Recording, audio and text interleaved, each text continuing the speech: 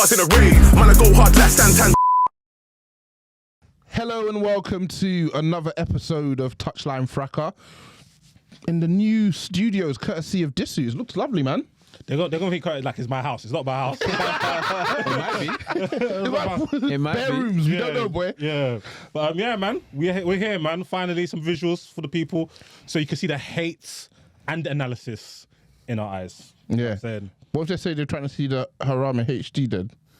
I like that better. There's no haram in Ramadan, please. No haram in Ramadan. Post Ramadan, nothing encapsulates my spirit more than seeing the haram in the big screen. That's well said. That is why I watched the game yesterday, literally to see it in the big screen. That's why you watch on the big TV. Of course. Yeah, why did the big TV? The big TV in the house. HD. So obviously, co-host this week goes without saying. Disu, can't remember the last time you weren't on a pod. How you doing, man? Not bad, you know. It's consistent about Kyrie Irving finally playing 17 games in a row. I didn't remind how talented you are. Yeah, come on, man. Back to the bucket, left hand, right hand. Okay, baby. Okay, Skyhook left. Also joined by Yao, who seems to have forgotten how to sit down now that there's cameras in the studio. I was actually so confused. Okay, this is a chair. How do you, when you sit on a chair, because in Ghana we don't sit on a chair, we just sit on the ground. It's a madness. You know what's mad about that? It's crazy because since yesterday, like my body's been moving mad. Pause. Where is this going? Where is this going? Nah, so real talk, yeah. Like every time I played like a 90-minute game of football, yeah, like my body's actually telling me, brother, you're not that age no more. Yeah. No, but Yao's literally every week they're telling me like Yao's scoring goals. Yeah. Cup final goal as well, yeah. Well done. Send me. You should get a cup final goal. You're carrying the franchise, in the group chat, they're like, Yao just rounded the keeper. I'm like, I know that took 10 minutes. Bro. I know that took 10 minutes for Yao to round the keeper. Via Kotoko Market.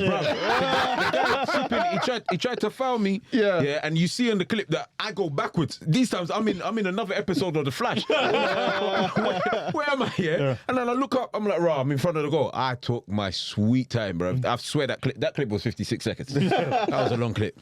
Cool. And we're also joined by Brother Mush. How are you, man? I'm good, man. I'm good. I'm the opposite of Yao. A relaxed posture. You know, I actually, I'm familiar with this setting. So yeah, I'm good, bro. Yeah, man. You know what it looks like. Yeah, I know what it looks like. He's not new to it, he's true to it. Nah, that's it, man. I live it. You live it? That's what I do. Stop copying, guys. They're always coming with the slogans, innit? Little ones. So just share them in the group chat. Who's on the main pod next? Make sure you say it's what it looks like. Institutional muscle memory to me. Yeah, Klopp is the greatest. Yeah, cool. Unprovoked.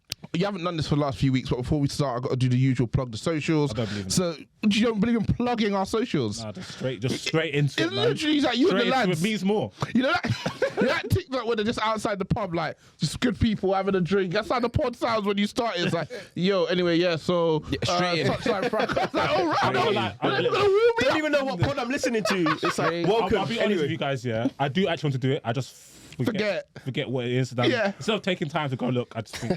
You've been on enough pods. You should. Yeah, but at the beginning, I just zone out. Oh, fair enough. Until I say you just zone out. Not listen to national anthem. You ain't got time for that. You're just thinking, okay, cool. I got to make sure Kevin De Bruyne, he's gonna spam it, so make sure I mark him. That's what I'm thinking. That's what I'm thinking, bro. What's playing in Disu's head? You remember back in like 2007 when every footballer comp was Fort Minor, remember the name. 10% luck, 20% skill. Thank God they gave the Ethnics Cut Pro. Yeah. Now we have different music. Linkin Park. Wow. Yeah. My God, man. I'll bring it back. So before we start, I've got to do the usual and plug the socials. If you're somebody who listens to the pod every week, but you're not following on the Twitter, that's at Touchlinefracas. I'm joined with the best of our club pods. So myself and Disu, we are on Mugga, so that's TLF_Mugga. We've got Mush, who's from Fracas. We've got Yao, who's from New Spurs Order, and we've also got Touchy Gooners, and we've got Chessy Hour too. So if you're a fan of any of those clubs, also follow them on the Twitter too. If you haven't actually gone onto either Spotify or Apple Podcasts to leave a 5-star rating, I don't know what you're doing. If you follow us on the Twitter as well, you would have seen that a lot of us are talking about underrated. The beta version of DanSoft's app is out at the minute. If you're somebody who's very interested in young budding players and also looking at your friends and saying, I know more about ball than you, Underrated is definitely the app for you. So subscribe via our Discord. I'll include the Discord link when we post out the pod. And other than that, let's get to business. So International week. Oh, Our Jesus. favourite time of the season. No? No, it's absolutely garbage. No, we I love think it, man. they need to stop talking about this as like, when they start every sentence with football at this standard. This is the worst standard. They don't play together. They don't train together. It's just a load of people fearful of their country's media getting on a pitch. That is it. Yeah, Do you know what, though? I think because, I think you made a point about this yesterday, Disu. I think because, like, back in, let's say, 20, 30, even 40 years ago, international football was so few and far between. So maybe they'll play 10 games in a year. Maybe, and that's if your country does well. It was kind of like, you come out from your like regularity of your club pod, you come to international arena, and it's like whoever's able to thrive in this setting, it sets you apart from your contemporaries, right? But now because they're playing literally every few months, it's like I'm sick of watching you, bro. Yeah. I'm sick of watching England against teams that are ranked 50th and below. They've got like 2 players playing in top leagues. They win, and they go and face anybody half decent, and they're always underwhelming. I think the other thing as well is that thing you said about, decades ago, it was very rare that you got to see players play against other players from other parts of the world. Right. But now, because we have the Champions League, because we have all of these European competitions, and the clubs themselves are so internationally diverse, we already get to see these matchups and see how they're going to do in the international environment. So I don't know what the value add of international football is unless it's a tournament where there's, a lot of Tournaments are legacy defining. Yeah, I think it's literally the tournaments, and I think we were discussing this yesterday actually. Yeah.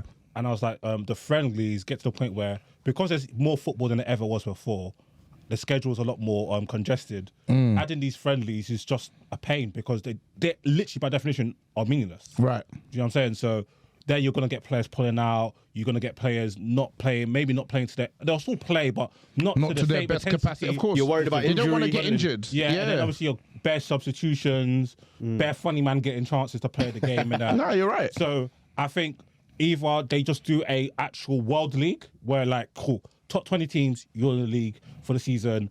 Man get relegated, man get promoted. Or like, I think Nations League, I think that was a good addition because those same. games were actually competitive and teams actually cared. Like you saw, I think Portugal won the first one. I think France won the second one. I'm not sure if there was a third one. If there's been a third one yet, everyone won it. But at least that the matches within Europe had more meaning to hashtag means more. Yeah. But when you get these international friendlies, I think it's good to be able to see like an England versus Brazil because if they don't draw each other in an international tournament, we'll never see it. Right. But they need to give it a meaning. Also, I was just telling these guys before, it shows how literally the countries themselves don't take it seriously because the Brazil team was majority, the intentional selection was local players because they're playing both games in England. Yeah. So they didn't even bother asking players in other continents far away, nothing. It was just like, yo, who's around? Who's free? It's like... Hey, what you about to say? You don't want to go Because through this it? time of the season, everybody's fighting for something, right? And if you're asking like the Viniciuses of this world, the Rodrigos of this world, etc., to come all the way to South America to play, they'll just not show up. They'll do what Saka's obviously done, and they'll do what managers have done with their players for decades now, because we're paying them every single week. I'm not going to have him travel halfway across the world to play a meaningless friendly, potentially get injured, be back late, not prepared for our games, and then that impacts our... Just a lose-lose, isn't it? It's a lose-lose. So, like, you know what? We want the best of both worlds. Fans are going to come to watch a Vinicius or Rodrigo, but let's just make it a bit closer so their teams don't stop them from coming. KDB suddenly has an issue and he's in a boot and he needs the time. Nah, Pep's got him in a cryogenic chamber. Definitely. 2 week thing, let's go, man. For a nickel. Yeah. That's how I know my boy Darwin, has grown in Klopp's estimations, bro. With the fact that he Really? was pulled out of the Uruguay squad. Before they were That's pushing him. growth. Yeah, Yeah, that's go- growth. go learn how to ride a bike. You need the minutes. Yeah, facts. Sent man Diaz out there played, though. early, you know. Diaz played for Colombia, Diaz though. Besco plays Diaz now, has bro. to- He needs to- That's part of the negotiation. He's still returning, working in the crowd. returning money for his dad's kidnapping, bro. Diaz Senior. I know them kidnappers were like, you know what? Just go, man. Yeah, this guy's you know what? The bare money's annoying. all right, man. Man did the crowd like... No, I can't believe I'm going to say this. He needs to be kidnapped again. I've had enough. I've actually had enough. I've had enough. a bit of a celebrity. He's pissing me off. Yeah. Man is like, I'm free. Brother, we know you're free. We see you every week. Man can't enjoy the fact that He's acting up, man. No, bro, he's doing too much, bro. You know, He's doing like, way too much. I'm happy. You know, He's doing way too much. A girl got to have a relationship with a toxic guy, didn't let her do much. yes. I'm out now. Suddenly You bare lot are gonna content. see Suddenly me, there's man. bare content. All over Every social post, media. nah. So you're gonna make Stop sure it. we The see only him. thing I had a problem with was man in the Liverpool shot on the treadmill. Oh, yeah, that was That was my nasty. favourite. That was nasty. That was nasty. Imagine being Diaz and your dad's just a joker. Like, you can't rein him in. It's your dad. Like, this guy, just do your thing, dad, man. Oh, Just man. don't embarrass me, yeah? I will. I'm your dad. I'm your dad. You That's my can't- you job. can't That's say- my you job. can't say Man much. has got, he's actually got like Like, you've been a legendary good dad. You videos. can't say too much, man. Pay us enough again. Hey, okay, bro. You didn't work the first time. This time, yeah.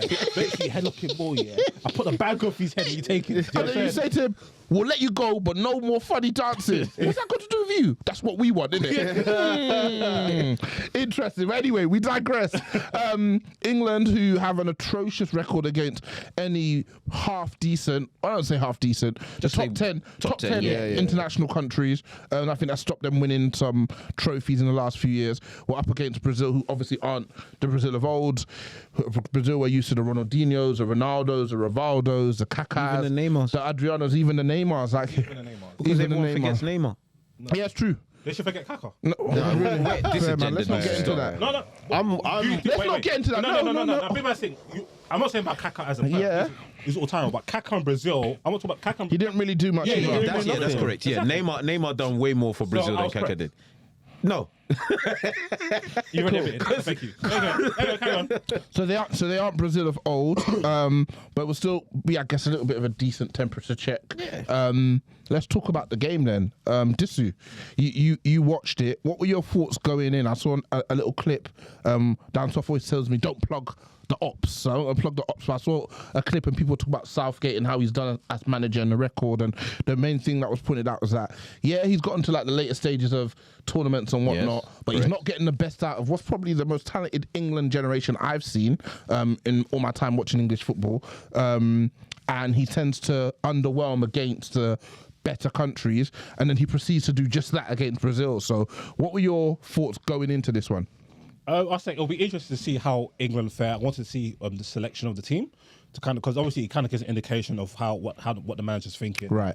So on and so forth. And obviously the Brazil team, it's kind of like half full strength. I think obviously the talisman's missing. He's like out for a long period of time. Probably, maybe, I don't think their defence will probably be the same. So there's no Marquinhos. As far as I'm aware, he hasn't retired from international football. Right. As far as I'm aware.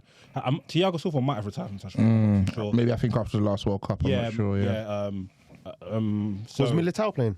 No, Yeah, but he's Militao got the wasn't there. ACL, isn't he? Yeah, so exactly. So, He's out, yeah. so like Militao and Marquinhos, those are two world-class centre backs. Name obviously their best player. So there's players, Alisson as well. So Edison's player. I don't know who bro was in goal. Yeah. I can't remember man's name. Bento.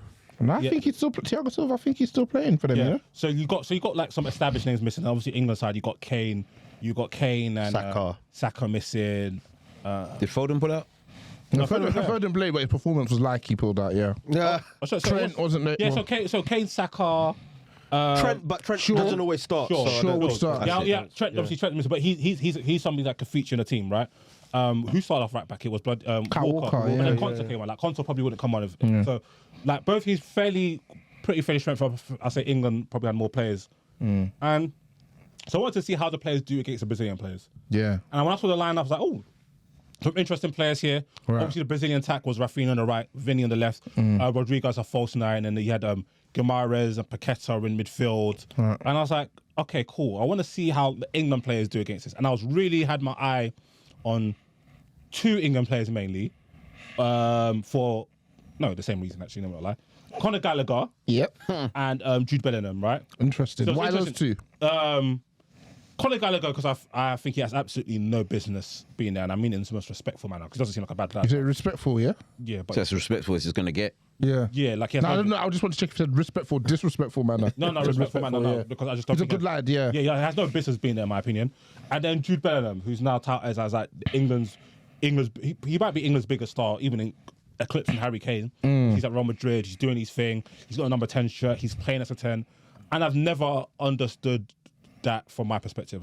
Like what people see in Jude Bellingham, I don't see. So, and obviously I had my debates like, oh, Just to be clear for the listeners, what do you see in Jude Bellingham? I think he's a very good footballer. Just like all round, I think he's like good at most things, extremely athletic. Yeah. He's good technically. He's got an eye for goal. Yeah. Like he can do like good things. But in terms of like on a 90-minute basis, I think he's more of a moment player, which is fine. Yeah. I don't think a 10 should be A moment's player. Unless you're actually playing as a out-and-out second striker. Like, if you're playing as your role is to get into the box, boom, boom, boom, like a Muller or somebody like that, or Dele Alli, how he used to play it. Yeah. But the way England are playing, I'm like, okay, we'll have Declan Rice, good player, but we know his limitations. Right. Conor Gallagher, he's just there to do bleep tests. Yeah. So a lot of, like, the impetus on how England knit attacks and create and probe is going to be on Jude Bellingham. He's not that player. I know he's not that player. Everybody else is that player. So I was on Twitter saying England should play Bellingham and with either Foden or Maddison. I personally think Maddison, but I can stand Foden because... So Bellingham as an 8. Yeah, so you need somebody who's like adept at kind of like being able to receive the ball in a half turn numerous times a game, kind of knit things together. Passes. Okay, cool. I'm not going to pass it here. I'm going to lend it to this person. Get it back. Like a metronome. Yeah, exactly. Controller, right? Rather than a contributor. We're not going to have a deep line controller. We're going to have a controller somewhere. Yeah. You get what I'm saying? So and then allow Bellingham to do the things he's great at.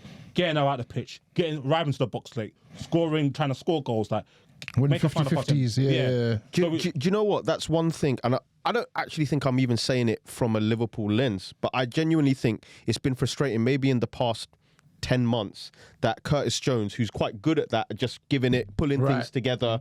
I'm not saying he does anything too special, but you know what Curtis Jones is like. He's comfortable receiving it anywhere, can wriggle out, play it, is happy to have 150 touches a game without necessarily doing anything too creative. That would have freed up Bellingham to do those bits, right? And it's frustrated me that Southgate's never given him the chance yet. I agree, because I think if you're going to play like a more central midfielder, somebody who's focused in the middle third, I think there's 3 players in England I think that could do that quite well, and that's Barkley, Curtis Jones, and obviously now Kobe Mainoo, right? So yeah, I agree with that, because he was playing Henderson. That was Henderson and Gallagher. It's like the same brother. Yeah. Literally in different life forms. The one person beginning of his life cycle, some say end of his life cycle. Multiverse players. Yeah, so that's what I was looking forward to watching. So I'm watching a game now, and I'm not gonna lie, that was a very successful hate watch. Very, very successful hate watch. I was interested, and that's what were you hating on specifically? No, it wasn't like hate. I was like, yeah, it's all well. Like, we focus so much on this player plays for a big team, this player scoring goals for a big team. Therefore, he's better than everybody else. That has been the thing, right? Oh, Bellingham scored again against Osasuna. Oh, Bellingham scored against Barca. And that is great. You have to applaud it. But now we watched him yesterday for however many minutes. He didn't look on the same level as Paqueta. Yeah, that's true. Yeah. Let alone Bruno. No, he didn't look on the same level as Bruno Guimaraes. Let alone Paqueta and Rodrigo. So like the way first of all, they were taking turns in flogging Gallagher. Yeah, it was nasty. And it's so funny because people think about Gallagher being a team because of his defensive work. That doesn't when you go up the levels, right? Being able to have like a lot of stamina, a lot of energy, means a lot nothing. of try hard does not work. Yeah. We saw like the best example of this is Moscow 2018 World Cup final. Kante, the best ball winner I have ever seen. Yeah. When he bought Modric, Brozovic, and Rakitic, that man gave him a shit skankers. did not work, bro. Because no person I've met so far can move quicker than the ball. Bro, they took him to Hideout Festival. Yeah. He was in the house rave, just left and right and I said, yeah, okay. And we saw that like Rodrigo, like there was 3 times where Gallagher literally got deleted. They dragged him to the tackling bin. Right. Like Rodrigo, boom, like the separation he made was like 10 yards. Vinicius, boom, left him. Paqueta, like the ball came towards Paqueta, he's like back to goal in his own half. Gallagher That steaming him. first touch was a bit crazy. Yeah, Bro, listen, what? Clipped it over the top to Vinicius. Bruv, it's I'm like, made from Rio. This is the standard, bro. And that's why I'm saying that I think the Bellingham stuff has gone too far, because he did a couple okay bits, but he was kind of like losing the ball a bit loose, not knitting nothing together. Yeah, and you saw the difference between Rodrigo and Paqueta, right, who when they get the ball, the comfortability, no matter where they are on the pitch, they already know what they're gonna do. Like that, the phase we talk about where he kind of turned Gallagher, played that was in like 3 seconds. Right. Where bear in mind he's not facing his own goal. The speed of thought to boom, boom, boom, through ball. Yeah. like, and there's a couple times he did that as well, and Gamaris was quality as well. He really was. So I think like He's hatchet man for Newcastle, footballer for Brazil. yeah, he Could do both, man. he could do both. And What do you like, want? A What do you want? gangster and a gentleman. Yeah, a gangster and a gentleman. Literally a gangster and a Styles gentleman. P and all that. Yeah. So I think that showed the levels, and I think England couldn't really sustain pressure. And I think anytime Brazil kind of upped the gears, Couldn't hack it. yeah, like Vinicius and Rodrigo were very. I think Vinicius was wasteful in the second half. But Rodrigo, Rodrigo and Paqueta were the ones that really impressed me yesterday. They looked like levels above Rio. Rafinha, Rafinha and Foden, both of them, they might as well not turned up. Yeah, Dave. And then I want to talk about Foden as well. As much as I like Foden, I've never seen somebody that gets the benefit of just pure and unbridled excuses. I agree that Foden, probably, because Jules Laurent said that Foden, like, he's not, why is Foden playing out wide when probably England's, he's best, he thinks he's England's best player. He's just playing a 10, boom, boom, boom. There was times that Foden comes off the line. Obviously, Rice, Gallagher, Bellingham and them didn't give him the ball. Chilwell, the fullbacks take too long on the ball. Yeah, Chilwell, atrocious. Chilwell, that performance is going to go down. He's been like that in the for a nerves. while, though. No, but this one literally, This was a special 5 shots that left the stadium, bare passes off the pitch, Atrocious. passes, like, just genuinely atrocious. So, yeah, back to Foden, like, sometimes he does get the ball. But as I was watching yesterday, I'm like, you literally have, and this is relative to other footballers, for your ability, the people that tend to have your ability have way more personality than you. Yeah. Okay, I want the ball, my team is going to give me the ball, and I'm going to make something happen. Then Bellingham gets subbed for Bowen. So Bowen goes on the right, he comes from the middle. Okay, cool. Bowen Now's the done well chance. coming off the bench. Yeah, Bowen's what? Now's your chance. He was equally as anonymous as before. And that's something that, as much as I think that he's a better player than Bellingham, at least Bellingham is going to attempt to impose himself in the game. Right. Yes. He's not let the game pass him by. But no, he won't. He'll try not to, but it does. Yeah. Whereas, like, I'm like, bro, you have to have impetus. Try to get the ball. We've seen it for like the likes of Griezmann for France. Every international tournament I've seen him, he's a metronome. And this is, Do you know what though? And you raise a good point in regards to Foden. I feel like a lot of the time when you are a metronome, that also comes down to how much your teammates trust you and look to you in the difficult moments. Like, I'm struggling, just give it to him. Like, you'll know how, like, we've seen these metronomes over the years, right? Like, the game gets just give it to Zidane. Like, he'll be able to control it and he'll be able to make stuff Even happen. Modric for Give it to Croatia when you Messi, give brought it to up. Modric. Yeah. These guys, even when it's chaotic, they're still able to be calm. They're still able to find space. Pirlo for Italy. Right, and even though Pirlo technically could, even though Foden technically can do that, there is definitely something missing in terms of how he carries himself and clearly his status within the group. I don't think it's status though. I think status about. I think obviously if you have a status, the ball comes to you anyway. Yeah. But I don't think it's just that because I think they all know he's nuts. I think it's also the way he carries himself because I give the example of Maddison. Maddison hasn't got a high status than Foden anywhere. And I don't think you have the high status in the squad unless they're just doing who knows ball type shit. I don't think that's a higher status just in general. Yeah. But when Maddison has played for England, even on the left, the ball finds him. I think he goes looking for it. That's the point. Yeah. He will go looking for the ball. He does the same game at Spurs. would- Even in games where he's not good, he still wants it. That's the type of player he is. And that's what I'm talking about, is personality. Like, there's certain players that they will not let the game just go by without a fight. Love him or hate him, Bruno Fernandes, he's not letting that shit happen. Yeah. That's And true. I don't overrate, bro. You know what I'm saying? So, That's very KDB true. ain't letting that happen. Right. Odegaard ain't letting that happen. No way. Paqueta ain't letting that happen. Right. So, I think that's something that I would like to see Foden improve. But the more I think about it, I want to start Foden for England because he's just not going to do anything. He's just not. He hasn't really done much for England, to be honest with you. And not because he's not gifted enough, but I don't know, maybe it's this City conditioning that man's just used to just, and Anton said that he's just kind of just, whether win, lose or draw, Foden's contributions aren't like maybe the most imperative for City. Yeah. Not to They're say not that- definitive. I Yeah, think not that's that's the a good word. Yeah. Definitive. Whereas some other man, like, if Saka don't rise it, Oh, it could it's be a long long for day. Arsenal. You know what I'm saying? If Kane don't rise it, it's long for Spurs, it's long for England, it's long for Bayern Munich, so on and so forth. So, yeah, I think I just don't want to see those. I don't want to see those discussions for Foden again because I feel like it's been like 5 years now. Not to say he's not a good player because I rate him highly. Yeah. But the excuse making needs to stop. I think in terms of the squad that England actually have, in terms of this current crop of players that they have, they do have a big pool. But listen, that record against the top 10 speaks for itself. Yeah, I think it's and- like what 4 wins, like 25 now. It was 24 before. Yeah, it's 25 now. disgusting. with Brazil. They're like before they'd even lost to Brazil, they hadn't lost at Wembley in like 20 matches or something like that. Yeah, but if And you look at in who my they head, I was probably like, paid, though. who have you faced Yeah. for that 20 game record? Yeah. I know even in the last, was it the Euros when they made it to the final? Obviously, the majority of their games were at home. 6 or 7. Yeah, they beat Germany, but we know that Germany team stunk. We know that weren't even a Germany team that's to a even Germany Transition Germany. Yeah, it That's was- a Germany team fresh off 2 consistent Yeah. group stage knockouts. absolutely horrendous. And if you're being an honest individual, when you watch that game, Germany could have nicked it. That's how bad. Like, what annoys me about this current crop of English players is that I look at their midfield and I feel like they've got a stacked amount of players to pick from in terms of their midfield. Like, they could put out a really sick first team midfield and probably a decent or good enough second team midfield. And their attackers, all right, fine, you ain't got that many options, but you've got enough. You know, I think England got quite a lot of options in attack. well, outside I of think outside of attackers Saka, Kane, and who else am I thinking? There's Rashford. Rashford, yeah, fine. Then you drop it down to what? Grealish, Watkins. Yeah, who like else? Grealish, Watkins, Tony.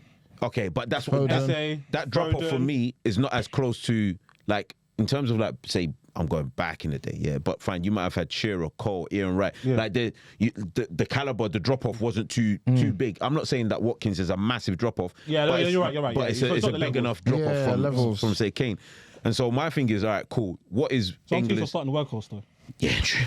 He But scored. in terms of like Cost one their, home. Yeah. in terms of like their defense, the last 10 years I've not liked England's defense. I've not trusted it. I don't believe in any of their records. I feel like England are a fake team in the sense of, like, they make it seem like they're putting pressure on you, but they're not. They're just absorbing and countering, and that's more to do. We saw it like in the game yesterday. It was like a lot of like possession. Yeah, Like maybe a couple times they got into the byline and maybe somebody made like a bad decision. But in terms of like chance creation, Who went that? impetus, like Declan Rice was like, But again, Declan Rice, he's a DM, so he still has to have people to hit. exactly. Right. Who like there wasn't like there was a time when he actually something good, he got the ball, boom, drove couple 1-2s, gives it to Bellingham. What Bellingham do? Pass it 10 yards backwards behind the Yeah, unnecessary.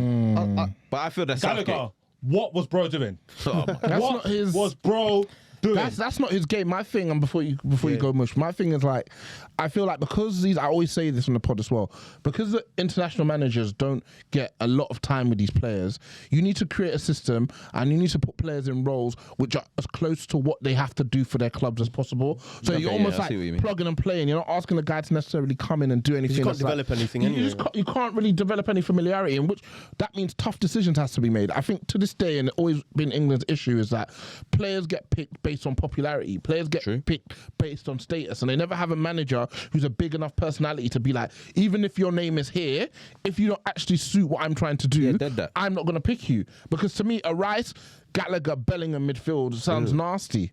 And I'm really wondering what you're trying to achieve out Madison there. was there. You didn't even play him. Southgate don't really rate him. I don't understand. He didn't You rate don't really Grealish rate as him. well. I know but Grealish is not he of the don't level. rate any of them type, and that's the thing. He don't really type of players. Yeah, it's true. And that to me is an indictment because It's a he was big happy indictment. he was happy to pay Mason Mount in the Euros. Disgusting. He was happy to pay, but he literally had to eventually remove Mason Mount because the performances spoke for themselves. He got bullied into picking Grealish. Yep. Remember? Yeah. He, With Maddison, he literally though. got bullied to picking Madison because Yeah. you can't objectively say I can't pick this player when he's absolutely dunking on every other person in Right. outside of only Saka and Kane in the England squad.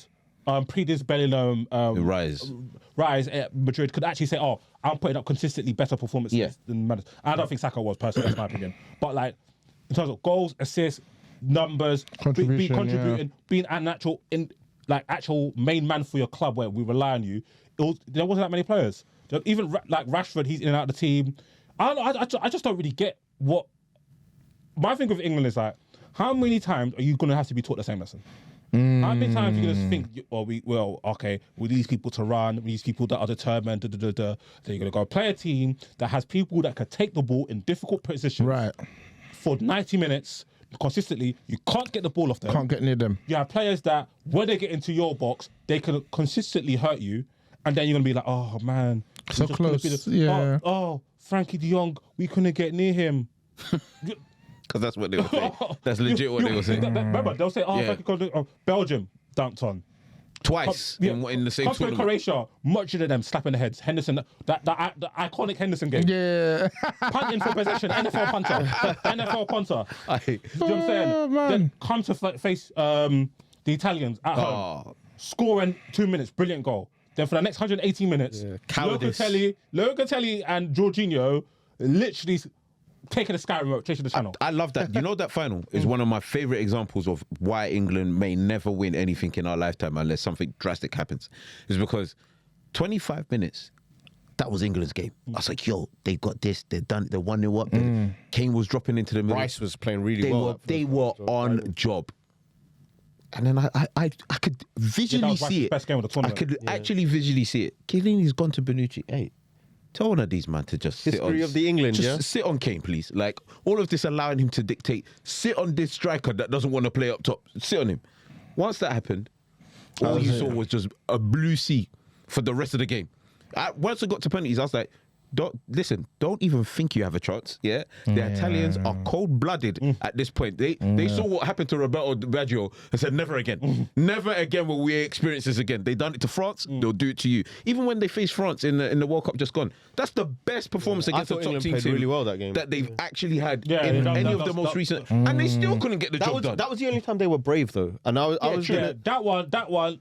I'm not even mad at that one. Yeah, you I can't. actually think England. A loss is a loss, I innit? actually think England plays good. Kane missed a penalty. Why did they get rid of Saka? I think he was just burnt out. Apparently he had an England injury or something like that. Well, they've been playing bro with an England injury for 18 months. Such as life. 20 more minutes. That was the only performance. I'm working him into the ground. As soon as Saka came off, it was over. That was it. They didn't have anybody to cook, man. Yeah, and this is what I'm talking about. Like, and then so we got some players like Saka who can receive the ball on the pitch. They could be dangerous, but if Saka doesn't get the ball where it matters you're and finished. quickly enough, painful, because there's one thing getting the ball in the final third. There's one thing getting the ball in the final thirds, and then everybody's already Set. So it's different, right? Like with Brazil, you saw the way they were able to transition from the middle phase into the final third, and even the plays. There was one play where somebody fizzed the ball into Vinicius, from the right hand side. Vinicius let the ball run into, and the ball went into Rodrigo. What did Rodrigo do? Instant back heel. Boom. Vinicius is now 1-on-1 with Kyle Walker. Shakes Kyle Walker, but then he tries to buy a perfect penalty. Yeah. I'm like, we don't have players that could do that. And the players that might be able to do that will never play because, as on Twitter, people telling on Twitter, we need balance. We need balance. Absolutely. So this is where there isn't balance, though, right? So I think the big problem with how Southgate approaches football and why it doesn't seem to ever translate to anything above Macedonia at home or whatever is that when a back four or a keeper or someone has the ball, there needs to be a player, and it can be in any position, but there needs to be a player who changes the play from being safe or being in control to doing something risky that then flips the opponent, flips the entire team to now we are attacking. That could be a clever turn. It could be a pass around the corner. It can be a good first touch. It could be playing something different to what everyone's expecting. Every team has a player who can either do that, whether you say Maddison at Liverpool, maybe McAllister does something different to our midfielders. Man United, you guys are starving because you get frustrated because you don't have that player, for example. And I think what the problem with Southgate I've noticed is that unless there's almost like an NFL playbook, like unless there's certain scenarios, you are not allowed to do something different to what is expected of you. Yeah. And if you are that kind of player, like a Grealish or a Maddison, who decides to do something different to the script, suddenly you find yourself out of the team because you're not following the instructions of the game plan. But the game plan, football, thankfully, even in this robotic era of football, you still need a maverick to flip a game. And England do not thrive because they never allow anyone with maverick tendencies to flourish. And the thing is, even if you don't have like a maverick here, you have to have players who are comfortable in congested areas because the final third is always going to be congested. That's where a lot of players are going to be. Yeah. England don't have that many players who are comfortable in the final third. Like every time they got near Brazil's box, like the amount of failed 1-2s that they played was laughable. Even their cutbacks were horrible. Look, everything was horrible. Horrible. Everything was horrible. Everything was disjointed. Watkins was starved, literally starved, starved to death. Like, but obviously it's the players that pick it because international football, as you said, Morayo, there isn't enough time to develop a style of play. Right. And especially unless you've got the same team that play over the years. Because some teams have had that. But like we see like the successful international teams like Xavi, Iniesta, Busquets, Alonso, bro. Whoever the coach is, once they're on the pitch, they know what they're doing. I think it's the training. You know, we saw France, or Pogba, Kante, Griezmann, Clemente in the midfield. Whatever's happening outside doesn't matter. They've got them three in the midfield, and they are going to, at the very minimum, make it a dogfight in midfield. But 9 times out of 10, they're going to control that game in the midfield. You know what I'm saying? England are going to go into another international tournament with Declan Rice, who I think is a good player, but he's not. He can dominate his duels, but they're going to have Bellingham, who's not. He's not a ball dominant player in terms of like he's going to determine the tempo of the game. The connector is not there, bro. And then the third midfielder is going to be a workhorse. Yeah. 100%. It's nasty. It's nasty. You know the thing that most people don't even want to take into consideration. You made a valid point. Both of you said, obviously, that they don't have much time to play. Yeah, but back in the day, they used to say, there was problems between the clubs. You know, Chelsea players were arguing with Liverpool, and the United camp players is really good now. The camp is fantastic. Whereas Lions in the camp. But I don't. Somebody on Twitter said, "What's that place? It's St Andrews they go to." Yeah. St George's. St George's is like Butlins for players. Yeah. Bro, man, catching up vibe. The content snaps. They're partying over there. Inflatables in the pool. I was watching the Rondos. I was watching the Rondos very closely. Something looking at me. They look higgy. I was going to say though. I was looking at me. But you look at Real Madrid and Barcelona. They're fierce rivals. Right. Yeah? The players could genuinely hate each other. Bro, they come to international. Elbow Like, with David Villa and that. it's cool, brother. I don't think We that's, go again. I don't think that's a good equivalence in the sense of. I think the quality we're talking about in those Spain teams, these are like all-timers, I think what's a better example, like the way we talk about the keeper and the back four are not the highest level of players, right? I think the best equivalence you can give is when we saw Argentina, for example, in this recent World Cup, you got buildable with DePaul and people like that, You just got mad, just construction site football, Rodrigo DePaul should not even be allowed to have his medal. But He'll die for Messi. That's why but the thing is, what we're saying about dying for Messi, what we can say about these Argentina teams and stuff is that all of these teams build structure because structure is easy to build. One but what we say and what you guys said about the best players. Even though Argentina have never really been free-flowing, have never had some of the best players at the back or anything, there's never been a time where the manager hasn't at least built something where Di Maria and Messi can still do their thing. They never look bad. Do you get what I mean? Yeah. There can be Tagliaficos and all this nonsense around them. But do you know what? They are still playing naturally their way and still find themselves in the positions that they do well. Literally in that tournament, they brought in McAllister and Enzo. And that was apparently Enzo's not very McAllister's good. just doing third man runs, bro. That was it. Enzo's not good. Enzo's terrible apparently. McAllister, he's all right. And all of a sudden, functioning team. Bro, like, people forget the World Cup was a dope game.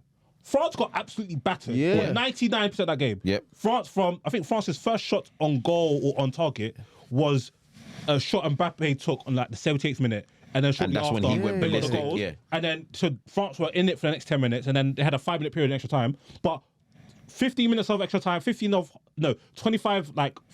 minutes of the half-hour extra time, and 80 minutes of the game was complete and utter domination from Argentina. And this is not a team full of world beaters. Like, they've got good players. I think good players in their own right. I think McAllister's a good player. Enzo's a good player. Obviously, Di Maria's an all-timer. Messi's the GOAT, right? Laturo was out here trying his best to disgrace his country, and Rodrigo DePaul was just out here playing nothing out of pure blood of my enemies. Hatchet. Laturo was Higuain rebirthed, bro. Man are playing. What's bro from what's my man Otamendi at the back of that? You can't even name the back four. I can't even name you the back four. Who's the left back again? Otamendi, Romero played. Wasn't it Tagliafico? No, it was it's the stumpy one. Acuna Montiel was right back.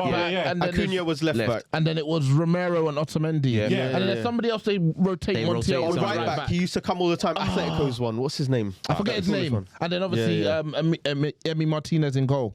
Argentina are notoriously known as the workhorse of They work. People get twisted. Them and Uruguay are literally the butchers of South America. They don't care. They'll fight. They're not the beautiful game. The Copa America final, Brazil Argentina, that was just basically legalized. That was the nastiest legalized game assault. of football I've ever watched. Legalized assault. Just kicking each other for 90 minutes. Legalized assault. It was nasty legalized football. assault. But I was going to say, this is where Southgate has failed most because, bro, your back four is crap. So whatever framework you're trying to build, your back four are not going to bail you out of you lacking attacking. When you say they're crap, in what way do you mean? Because I think not as individual, they're not crap. Okay, They're not technically out of the back four. The only one that I can't believe I'm saying this. No, that's actually rude because I do rate him. the only one I would trust as the centre backs is Stones. Yeah. Everyone else you can throw in the bin. I think the level's poor though. Like, yes, I think both left backs. They've got three. Luke Shaw doesn't play enough. Chilwell's been rubbish. The right backs, fine. All of them are pretty good in their different ways.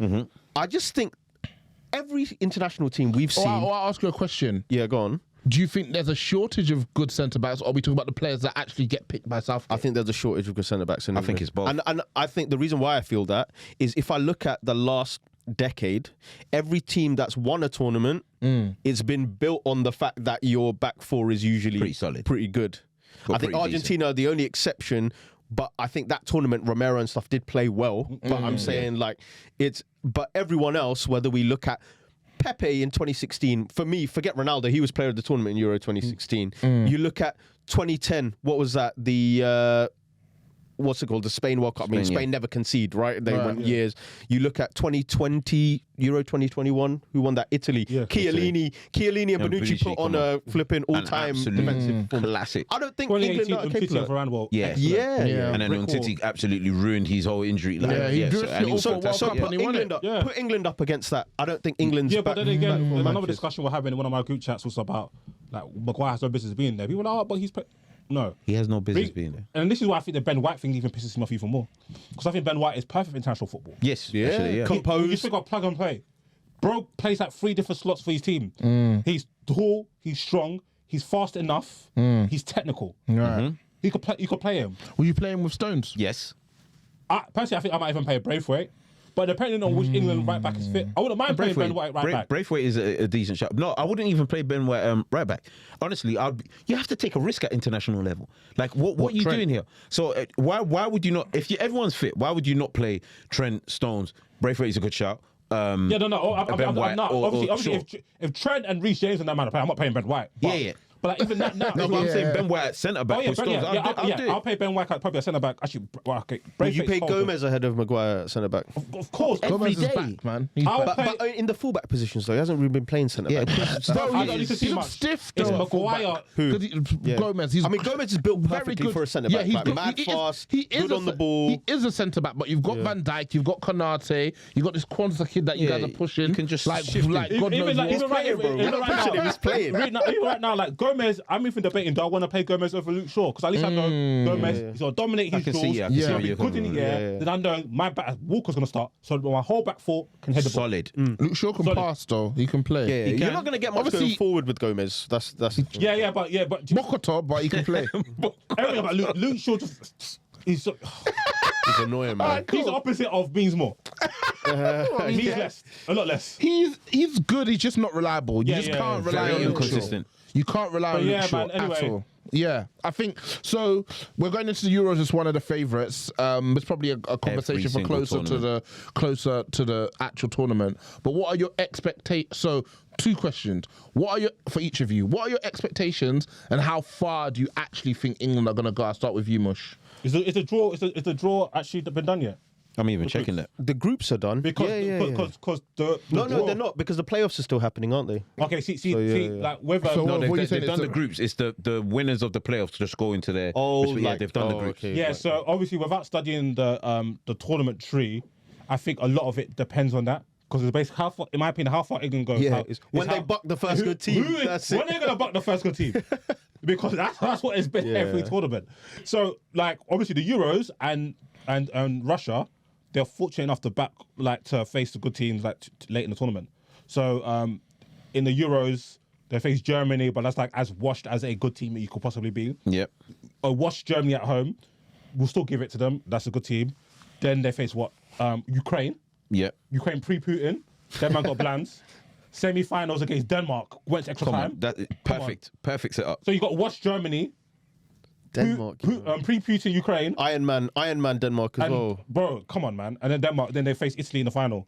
So and then obviously with the World Cup, they had Colombia in semis. So this is Colombia. Everybody's mudded. Colombia in the quarters. Cuadrado's mudded. James Rodriguez is mudded. They had a little shine. The shine's over. And didn't that go to penalties? Yeah, they went to penalties. Then they faced, I think it was it might have been Sweden. Yeah, it was Sweden in the quarters. Sweden in the quarters. That's it. Then finally faced only half decent Croatia.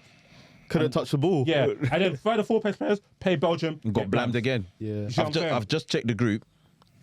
So England's group, Brad, Slovenia, Okay. Denmark, Serbia. See, Okay. all of this is why I don't even watch England prior to tournaments Yeah. because none of it is an indicator Of how they're gonna do. Like, honestly, I think my whole life, apart from not qualifying in 2008, My whole life has changed. it hasn't changed. That's the point I'm about to make. That it hasn't changed.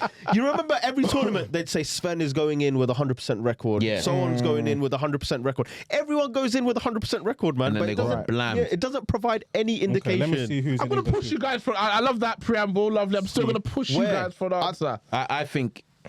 I think just by how things could fall into this tournament, I reckon at the very least they make quarterfinals. Okay. And then I think they'll Is come that up your with- expectation? Expectation versus how you think they're gonna do is the two. expectation is they should actually make the semis at the very least. Okay, and then how do you think they're gonna Winner do? of Group C faces third of Group D, E, or F. Yeah, remember it's top 3 Oh, they're go gonna face. through. Oh, they're gonna face Northern Islands and that. they're gonna. I think they're at the definitely very. going quarters. I think they're gonna coast their way to the quarters. I have a strong feeling they'll face somebody half decent, and that's where they're gonna come undone. I think personally, and I'm not saying this because I think England are great. I think a lot of Europe isn't too great at the moment in terms of the teams.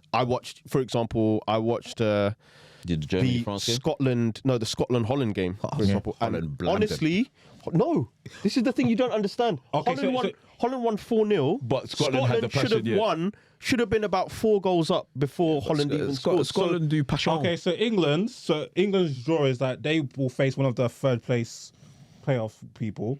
So one of the best losers. So if they win, presuming they win, If they win their group, presuming they win their group and they face one of the bums, they'll face the runners-up of either Group A or Group B. So Of which, who? So in Group A or B, so Group A has Germany, Scotland, Hungary, Switzerland versus, so the runner-up of that group versus the runner-up in the group of Spain, Croatia, Italy, Albania.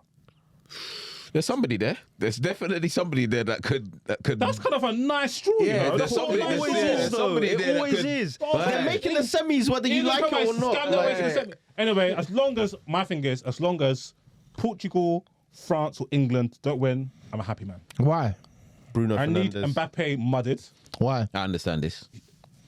He's been acting up. His fans and himself just make me sick. Right. I need Portugal. I just don't think he needs any saying. Just Ronaldo and Bruno Fernandes. I just despise them. And England, just because I don't think this country deserves anything good until they change how they view football and treat players.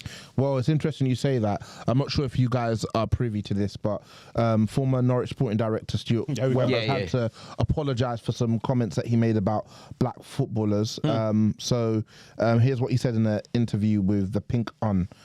We want to help the guys who really need it, not the ones who are maybe privileged. I saw that with our young footballers. Johnny Rowe wouldn't mind me saying it, but him, Abu Kamara, Max Aarons, Jamal Lewis, Raheem Sterling back in the day at Liverpool, where they come from, it had to work out for them in football because the alternative is potentially jail or something else. Raheem Sterling was in Wembley, bro. Life ain't that bad. Like, Yeah. I think Wembley No, Wembley was parts of Wembley. Parts of Wembley is a bit higgy still. What are you guys' thoughts? I'm sure we're speaking on this platform. It's not anything that we're surprised about, but to think that these are people who are in positions of power at some of the biggest clubs in the country. What are your thoughts when you The hear those narrative kind of- is hilarious. You say where you're from, and especially if you're black, it's okay, cool. You can't make it out of there unless it's a luxurious lifestyle, or if it's not that, you're gonna end up in jail. It's hilarious because you would never say that about Wayne Rooney. Do you know where Wayne Rooney came from? Crocs. Do you know exactly where this brother was born and raised? Like the pits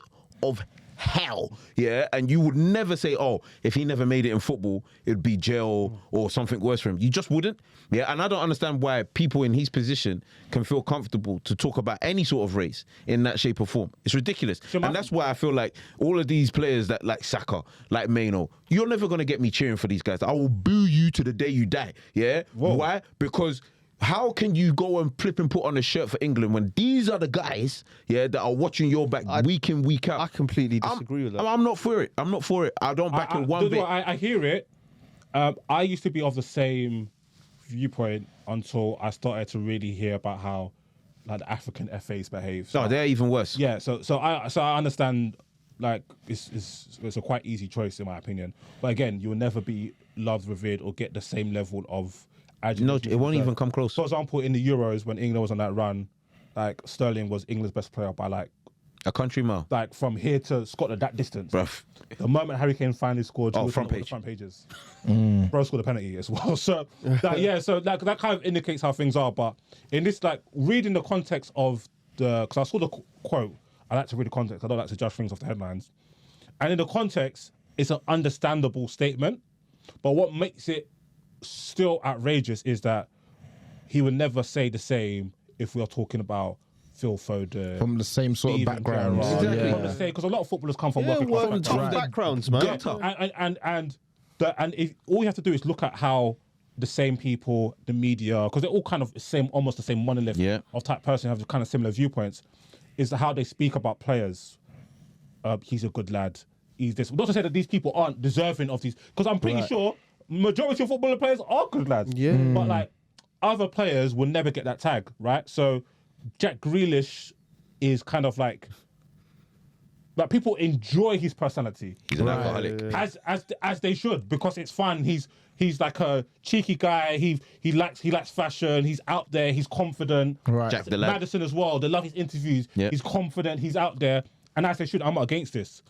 But when it's another player, like whether it be your Daniel Sturridge, for example. Oh, yeah, good Daniel shout. Sturridge has been much maligned. Why? Raheem Sterling much maligned. Why? Any person that has any sort of any black player has any sort of conviction of how they want to approach the game or be themselves ends up with alignment, unless you're just like some humble kid. Like Maynard, oh my God, he's so humble. He lives with his mum. He's Like subservient. They'll find a way to turn that around. And the reason why I don't like that stuff is because not on the surface you think, oh, it's good that they're highlighting some endearing characteristics, but it's like you can only get respect if you're like this. A good black. Yeah, Like the Kantes, the Sakas, like What, you don't they're talk too much? They're harmless. Yeah, You don't talk too much. Yeah, you can only be accepted if you kind of suit what you want you to be, and I don't really like that. So I'm not surprised at those comments because that is you see it in the way that players are reported on. They can't call black players monkeys. They can't call them any sort of words. But what they'll find something. They'll just say attitude. Yeah. Which is attitude. Attitude. Attitude. Rashford has attitude, but he was the one fighting for the kids, fighting for the school meals. There wasn't another player. You have to call a spade a spade. There wasn't another player. I'm not saying that there weren't others speaking up, but there wasn't another player that went to bat for like underprivileged kids. Yeah, than Rashford. Oh my God, they couldn't wait for him to have a bad run of games. Right. They couldn't wait because they were just waiting. Every bad press that they could find, they flogged it out. Because like, who are you to talk? This day, The you only made a thing- point that you disagreed with. I was going to say the part I disagree with is the only way. However annoying it is that they even have to do this, Right. but the only way to improve the perception of these things is by being the current England camp. What we're saying about these are likable guys. They're all. I would say I probably connected most with this England lineup because I feel like in previous decades it's a lot more of a maybe white footballing culture. We play football Sunday league, then we go to the pub together, blah blah blah. Okay. But I look at the likes of a Saka or something. He grew up in a very similar area. Grew up in Greenford, down the road from where I'm from. You look at all of these players, and I'm talking about the white players as well. No, I think the lot whole more. squad is bare likable. Yeah, and The whole squad. I think Very that likable. I am supporting that team because those players, even though the organization's bodies around it don't connect and don't empower us in any way, those players are actually representative of us. Of our areas. Some of these players might have been a mate you went to school with, might be your mate's little brother who's in that squad. These players carry themselves like that. This is a very good point you raised, Mush, because I'm an institutional England hater. But this team Is more. I actually like relatable. them. Yeah. So when I'm watching games, I'm generally conflicted because my natural, I want to see these men muddy because I can see the press and all these people complain. But I actually want these players to do well because, as you said, like I've seen some of the content around them. Bellingham, Rice, they're so funny. All of these players are very likable, in my opinion. So I guess my thing is, or my question within what you guys have said is, to what end? Because I think Disu made a great point with the Euro 2021 stuff. Is that even when you do well, you won't get your fair shine, it will have to go to one of the white players. You saw the graphic they put out the other day, which was Walker, Rashford, Bellingham. You guys saw the comments underneath. You saw the comments underneath. So this stuff is good, but my point is, to what end? Okay, these guys go and do really well for England. They'll lift up the trophy. They'll never actually really be appreciated. I don't even want to call it do well, though, because we saw that they did well the whole tournament, but the moment those 3 black boys at the end missed penalties, we saw what happened. The point I was going to make. So my point is, I've actually fully, in my head, separated. You know, I understand. I saw so much on Twitter this past week about this is why I don't want this country to do well. Yeah. And I understand a vast majority of the structures and a lot of the people have views that I will never connect with. Right. But I still somehow manage to look at it as it's still about that squad of 23 that I really like, and I want them to do well, because then that might change things. Because I know that if they fail, but you know it won't, though, I'll right? tell you for free, it's never going to change things. Yeah, I know. But even if it doesn't change things, I don't think They should anyone be allowed to demonize- fail. No, I don't think anyone should be demonized for liking this England team, because they're very likable. Just period. And also, if you have affinity to the country, you should be able to support your football team. And again, these players are generally likable. They're good. I understand what people want to do well. Me personally, I'm not as far as Yao saying that I'll boo these players, because I always want. I'll boo them. I always want these players to do well. I'll boo them. All of them. Ah, man, they're good kids, man. Not Maguire. They're good kids. Not Gallagher. I'll boo them. And not Bellingham. But the rest of them, maybe not Rice. No, not I like Bellingham. I'll boo them and You don't still like invite- Bellingham? I like Bellingham. No, don't like As a Bellingham. guy, he's wicked, man. No, He's a wicked kid. it's not He's about very Bellingham. likeable. I don't think Bellingham's likable. I can't- Nah, he's not an asshole. I've met him in real life. He's very polite. No, he does. You see the words that I'm using? Yeah. You see the words that I'm using? Yeah, no.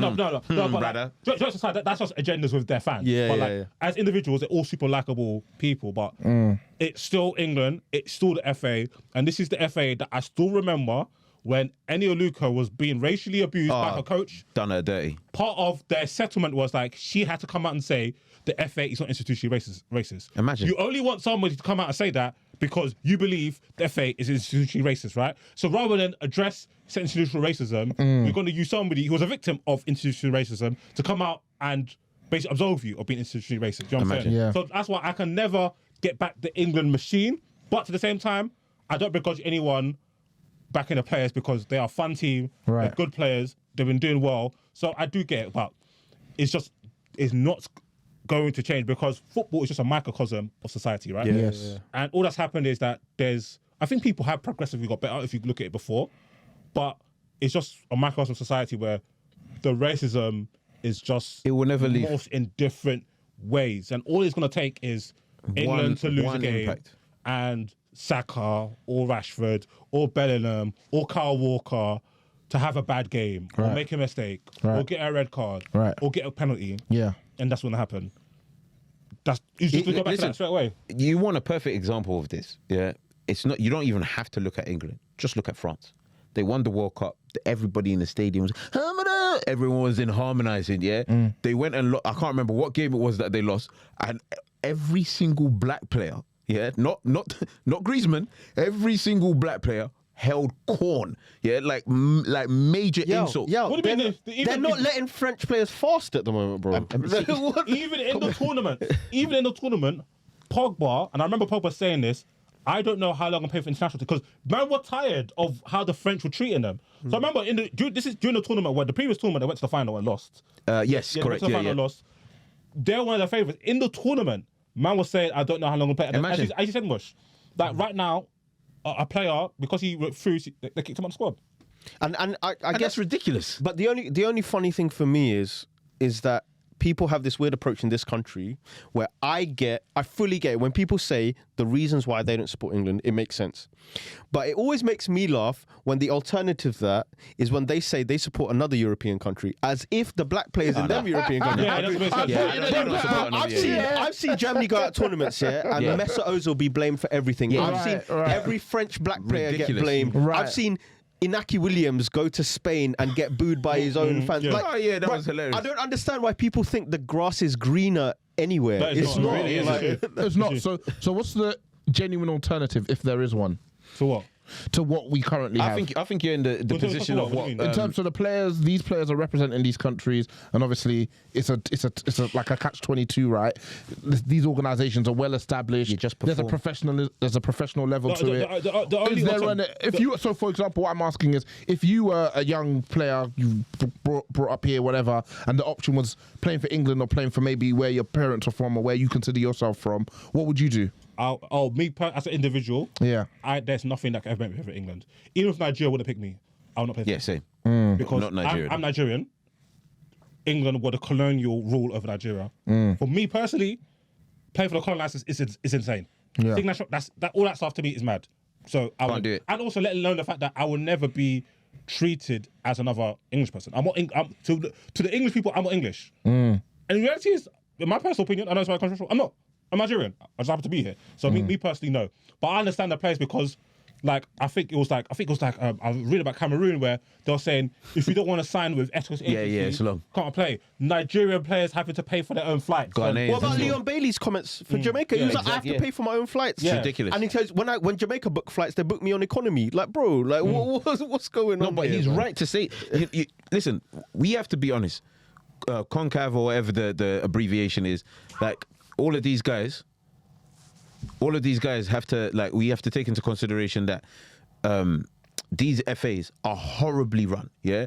But I'm 100% with Disu on this, in the sense of I definitely cannot be, I was born and raised here, yeah? But to the English people, I'm not literally from England. Allegedly. Yeah, allegedly, of course. Yeah, but when I go back home, I don't get treated like a foreigner. Like all right, fine, yeah, you may have been born and raised in England, but you're just a Ghanaian boy to us, yeah, that speaks better English than us people here, yeah. And the thing is, That's another thing. yeah, because they do highlight that. But the problem we have is these organisations are run on pure corruption.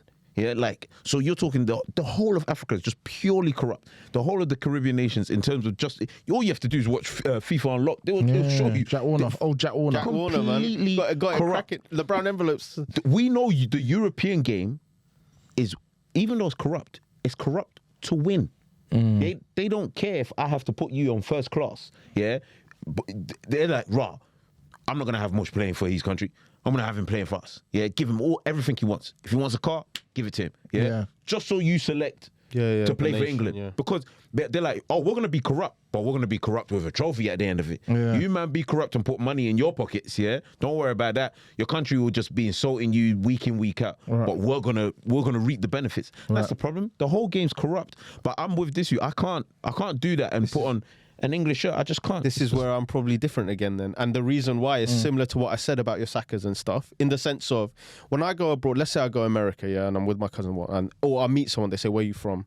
They'll say, I'll probably say I'm from London. That's probably what I'd actually Makes say. sense, yeah. Or if someone asks, isn't familiar, I'm from the UK, when they hear my accent or something like that.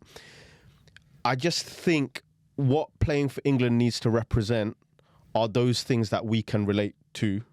And unfortunately, yes, it comes with all the add-ons and this. I think what a big problem with England, do you know what it is? Is that I've been to England games before, and the big issue is that the England travelling fan base, you know, the ones that go and trash towns up and down the flipping country, they do not represent the part of UK that we were raised in. Do you get what I mean? Yeah, but the part of the UK we were raised in is the minority of the UK. They actually represent the majority of the UK, and that is a thing. Because obviously a lot of us grew up in and around London, and the people will meet are very used to being around a diverse group of people. So obviously there's still a big population, like about 8 million people around London. Manchester's probably the same. Birmingham, so Liverpool, those places are going to be diverse. 50 million of the countries like that, but the remaining 50, 60 million are not like that. They're on are not like that. And I've been to England games, and you've got the fans you're referring to.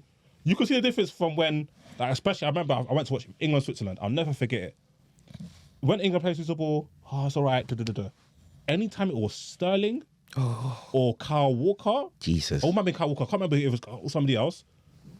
You could hear the anger, bro, and it just made me feel uncomfortable. I was really uncomfortable. There's a general. I can't even. I'm laughing at it But that's the England travelling fan base. So the ones who are throughout the tournament, unless England are playing at Wembley, we might not go or something like that. Yeah.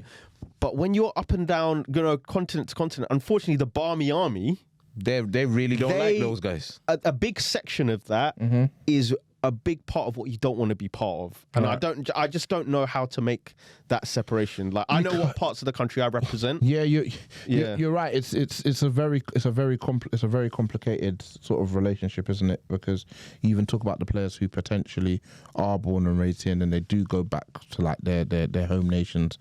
You're not the same as them either. Bro, Iwobi was talking about he can't even chat to the players because he can't really speak the language and stuff like that. Like genuinely, like Saka, when they asked him why don't you play for Nigeria, he's like, I've never even been. Like, you get what I mean? You're not a Small kilo shake. Yeah, you're not the same. You're not the same as them either. Iwobi doesn't have a bit of pigeon. Yeah, but they're probably speaking Yoruba, man. Wax lyrical, man. That's young. That is They're probably young. speaking Yoruba. Chat shit, man. He needs to shut up. Man. I don't believe him. He's chatting shit. I don't He believe said him. it before. Though. No, I believe him. I do believe him, but I think it's ridiculous. I think it's Depends on ridiculous. how he was raised though by his parents here, no?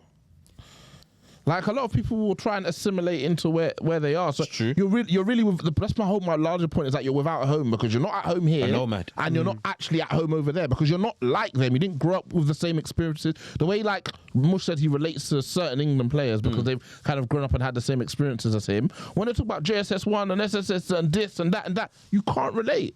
You didn't experience that. Go slow. You didn't experience that. Nepa taking your... You didn't experience that. You didn't live it. But people in this country that experience stuff that we didn't, but we Yeah. still relate. No, I'm not having it, fam. But you know what's mad, yeah? Is I understand everything you're saying. Well, so You say you don't care. No, it's not. It's not. that I don't care, but So when Iwobi listens to Burna Boy and Shelly Pop, he doesn't understand what's going on. yeah. You see, that's nonsense. Look, my thing is like, I listen to can't Burna do Boy, it. bro. You understand the G-Wagon? The G-Wagon or the Bentley part? Yeah, I get it. you can't go to that country. That's what I feel sorry for. You're That's what I feel sorry rugged. for is Zaha.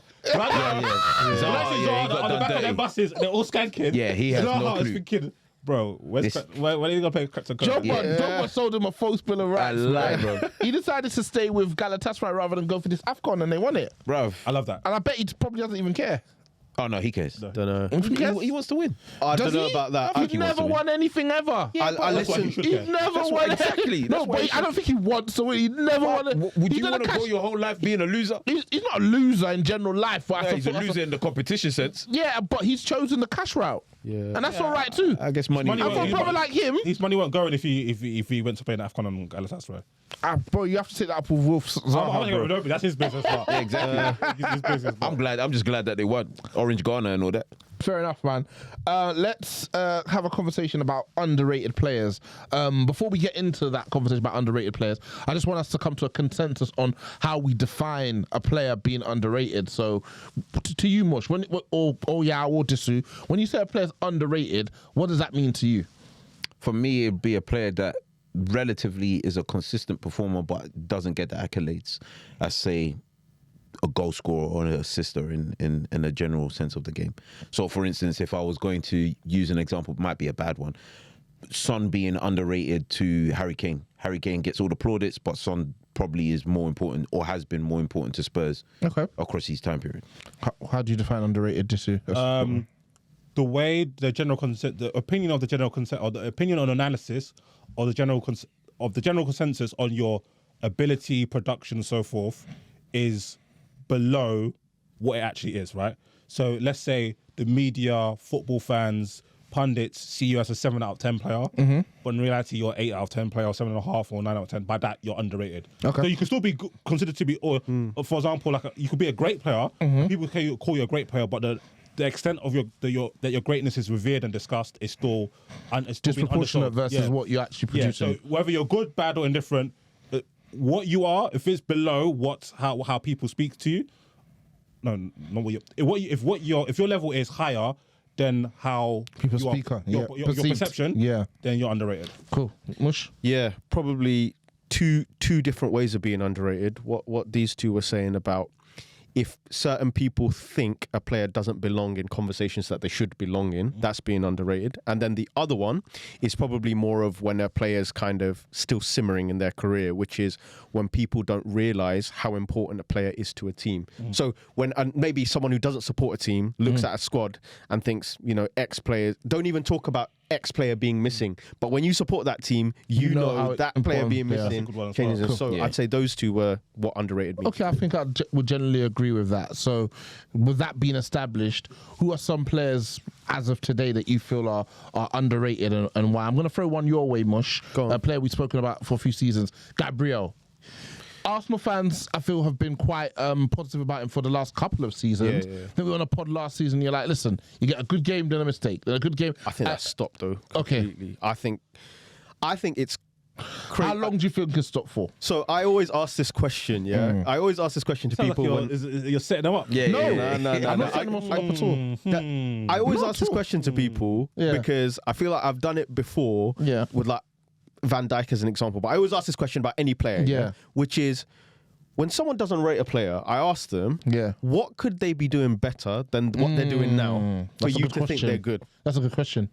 And honestly speaking, what could Gabriel be doing better defensively right now? My man wins every duel. He can fizzle between the lines when he's got time on the ball. Right. He can man mark an opponent.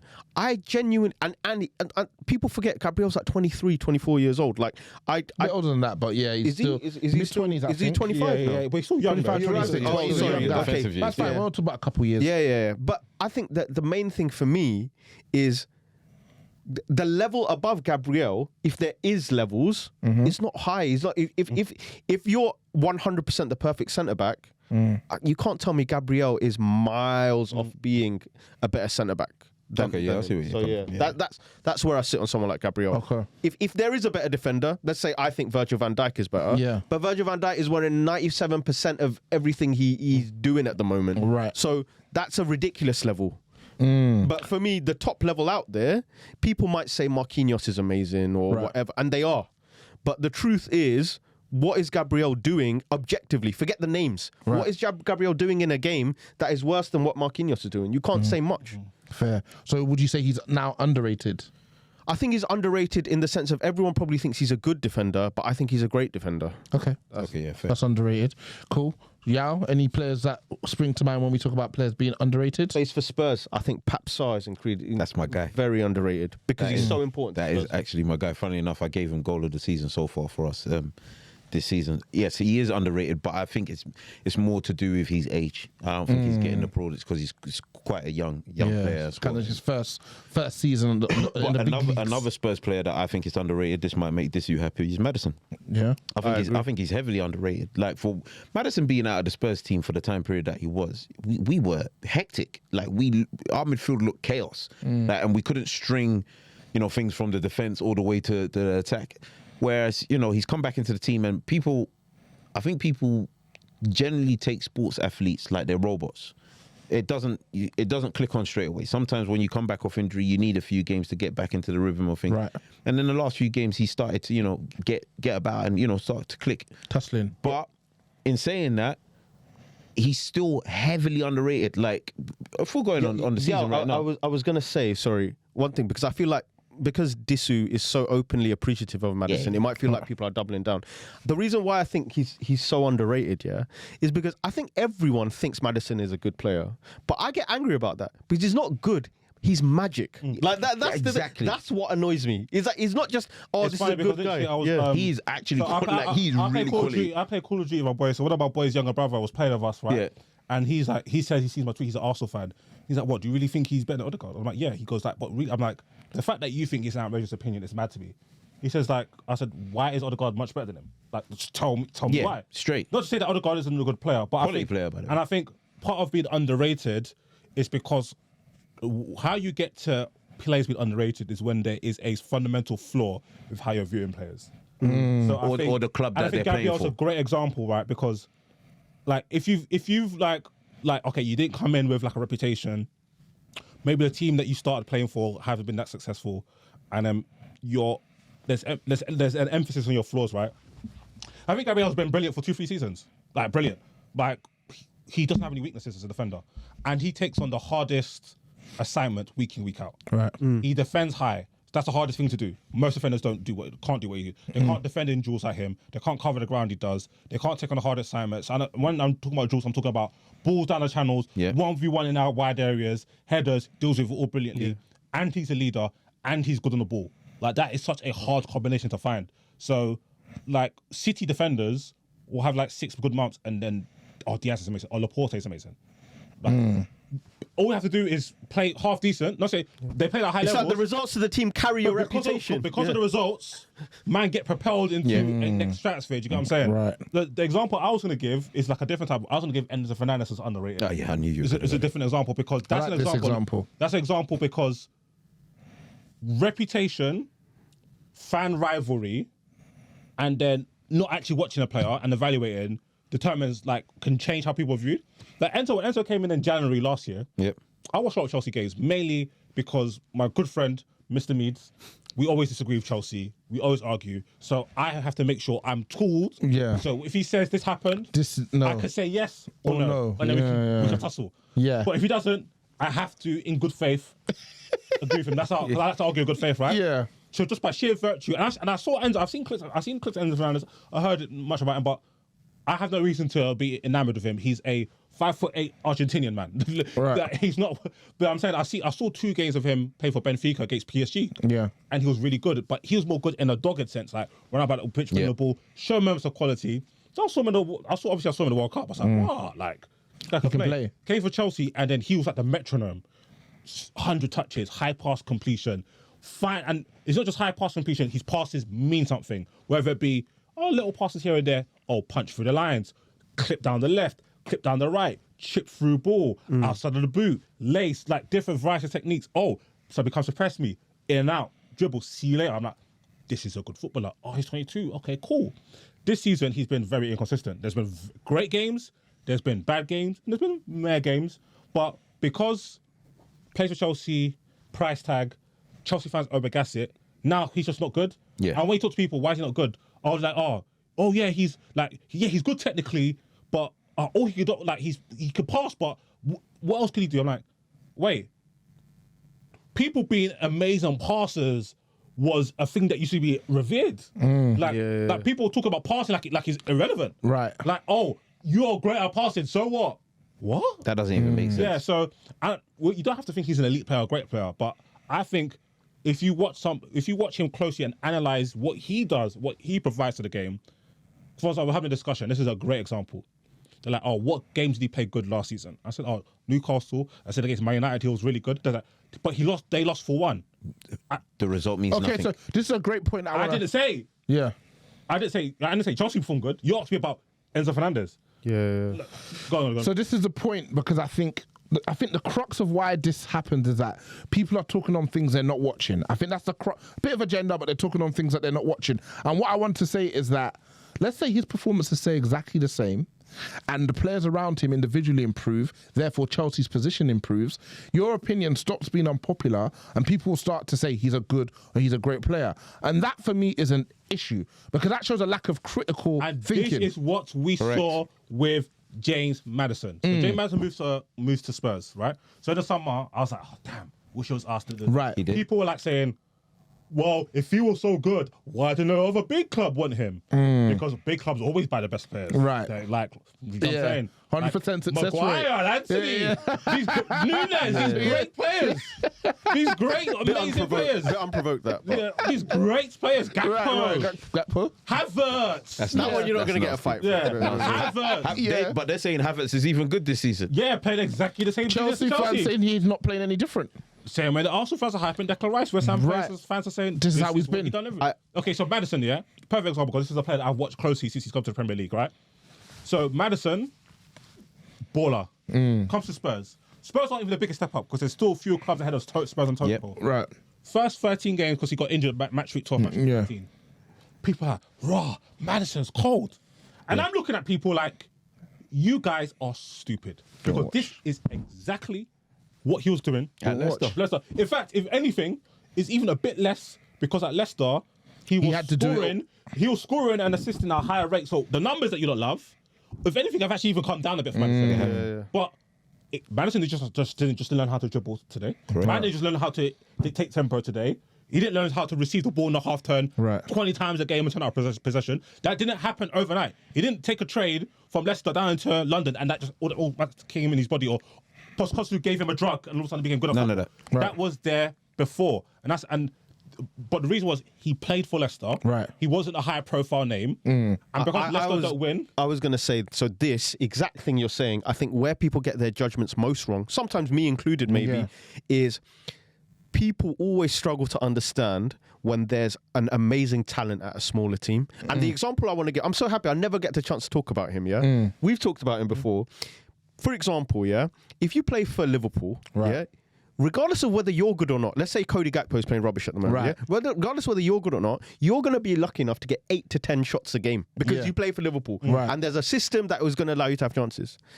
But if you're Brentford, someone like Brian and Mbeumo, Brentford might only have Brentford might have 6 shots the whole game. But do you know what? Brian and Mbeumo has had to create 5 of those himself by taking on 3 or 4 players, then whipping a shot in or whatever. And people never realise, because the overall number is low, they don't realise that this player is the huge majority percentage of what this team are even capable of. Gibbs White, someone like Forrest. You get what I mean? Mike, look at what he has to do. He has to pick up the ball from 45 yards out. He has to somehow hope that Awoniyi can 1-2 it with him or something. And then take on 4 players and try and get a shot off. People don't realise how much more you have to do for such little reward at that smaller part of the league. So I posted this year because everybody loves stats. So I was like, okay, because one thing, because Maddison's my guy, I tracked things like Maddison. The reason why I say you can't even deny Maddison because he does it. He does the eye test and the numbers. Everything you want, he's got it there. So hold on, let me if I find it on my notes. Because obviously now Odegaard's coming to form. He's been brilliant in my opinion. They're saying, oh, you can't say Maddison's better when. Earlier in the season, you lot weren't there. I remember Arsenal fans saying that we should bring in Fabio Vieira, but you didn't hear that from me.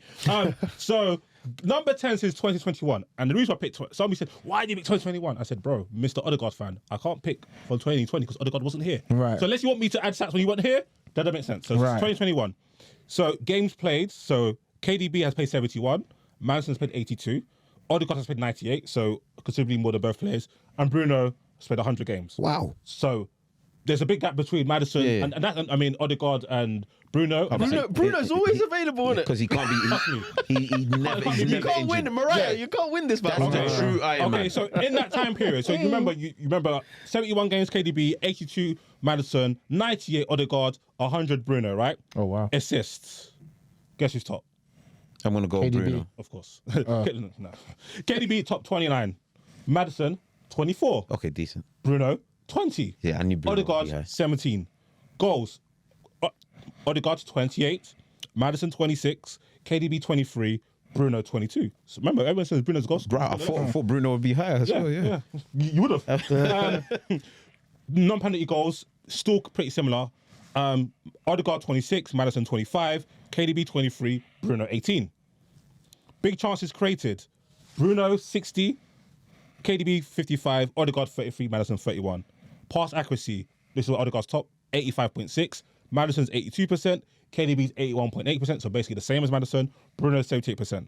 Now, if you look at the minutes per, they're actually doing stuff, because remember, I said that KDB plays 70 games. Yeah. Now you're coming into the real crux of it. So minutes per goal. KDB every 223 minutes. Maddison every 244 minutes. Odegaard every 291 minutes. Bruno every 403 minutes. Wow.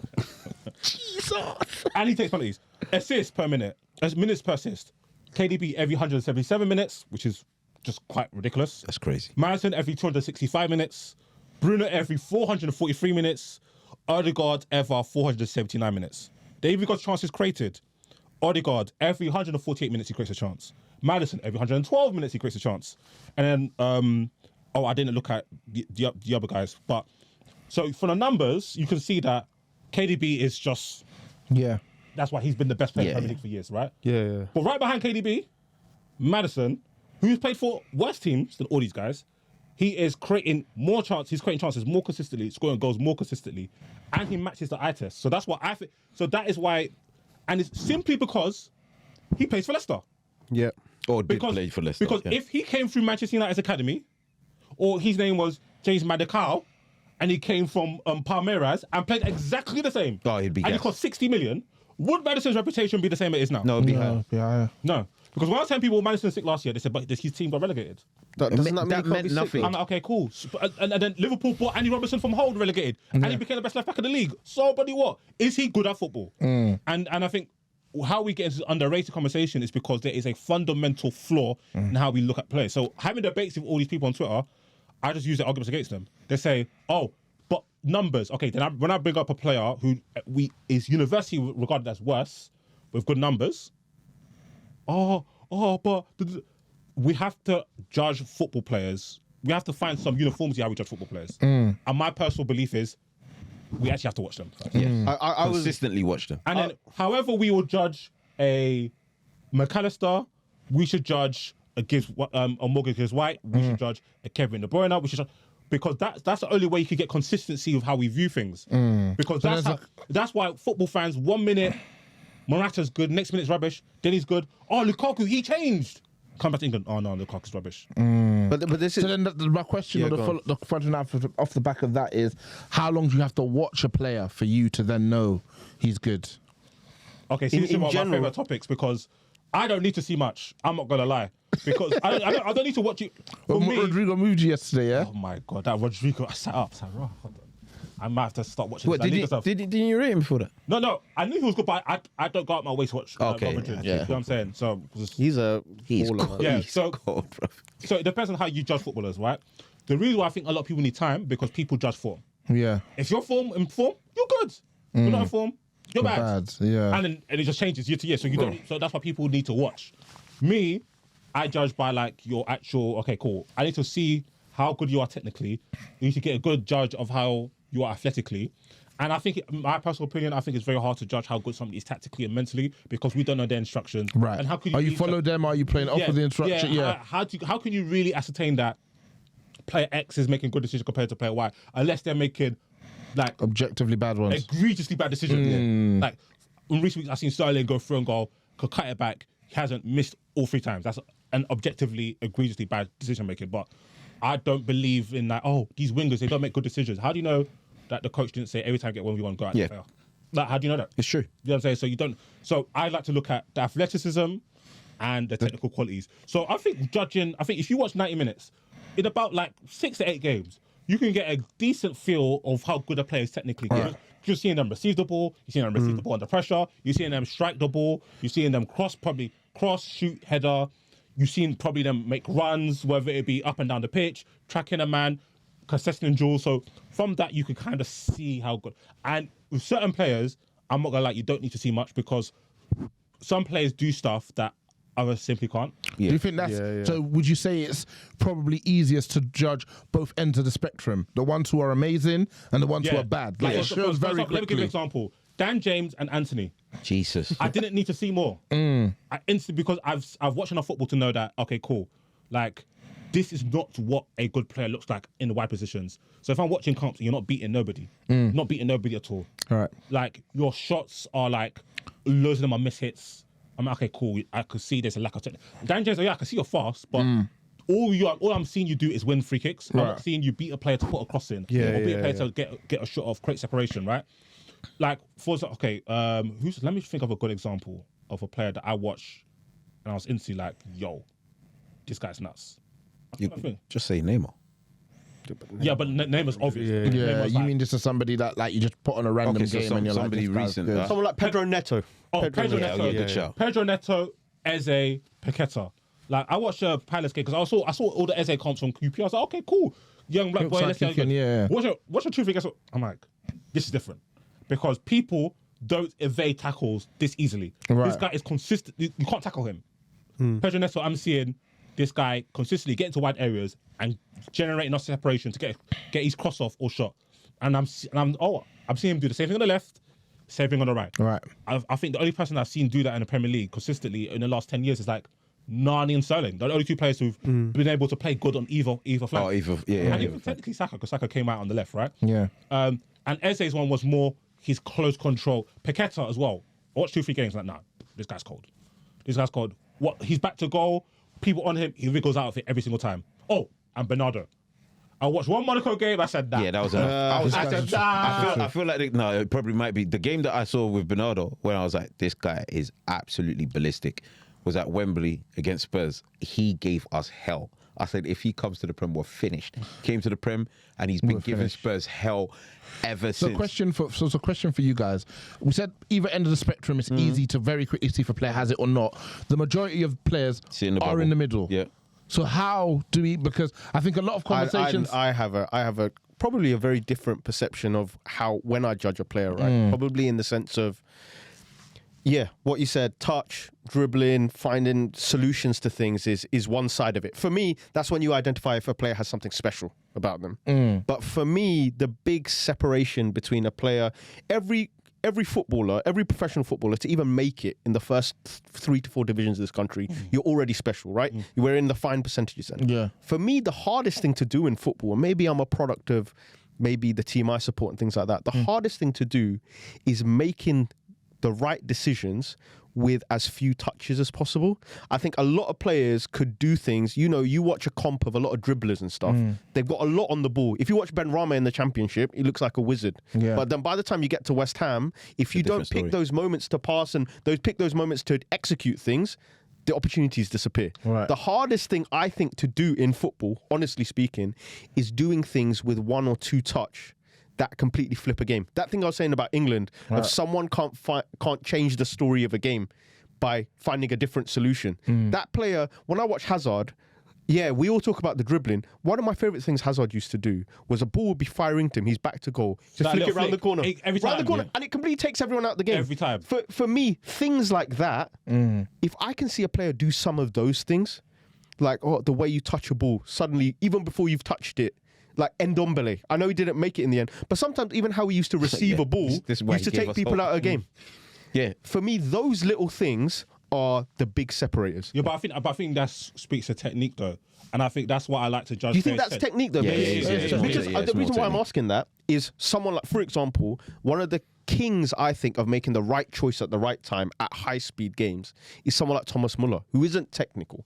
But Thomas Muller... Muller's technical. Muller is he's very a technical. shelf. Yeah, he's top draw. Yeah, but I'm saying he's not.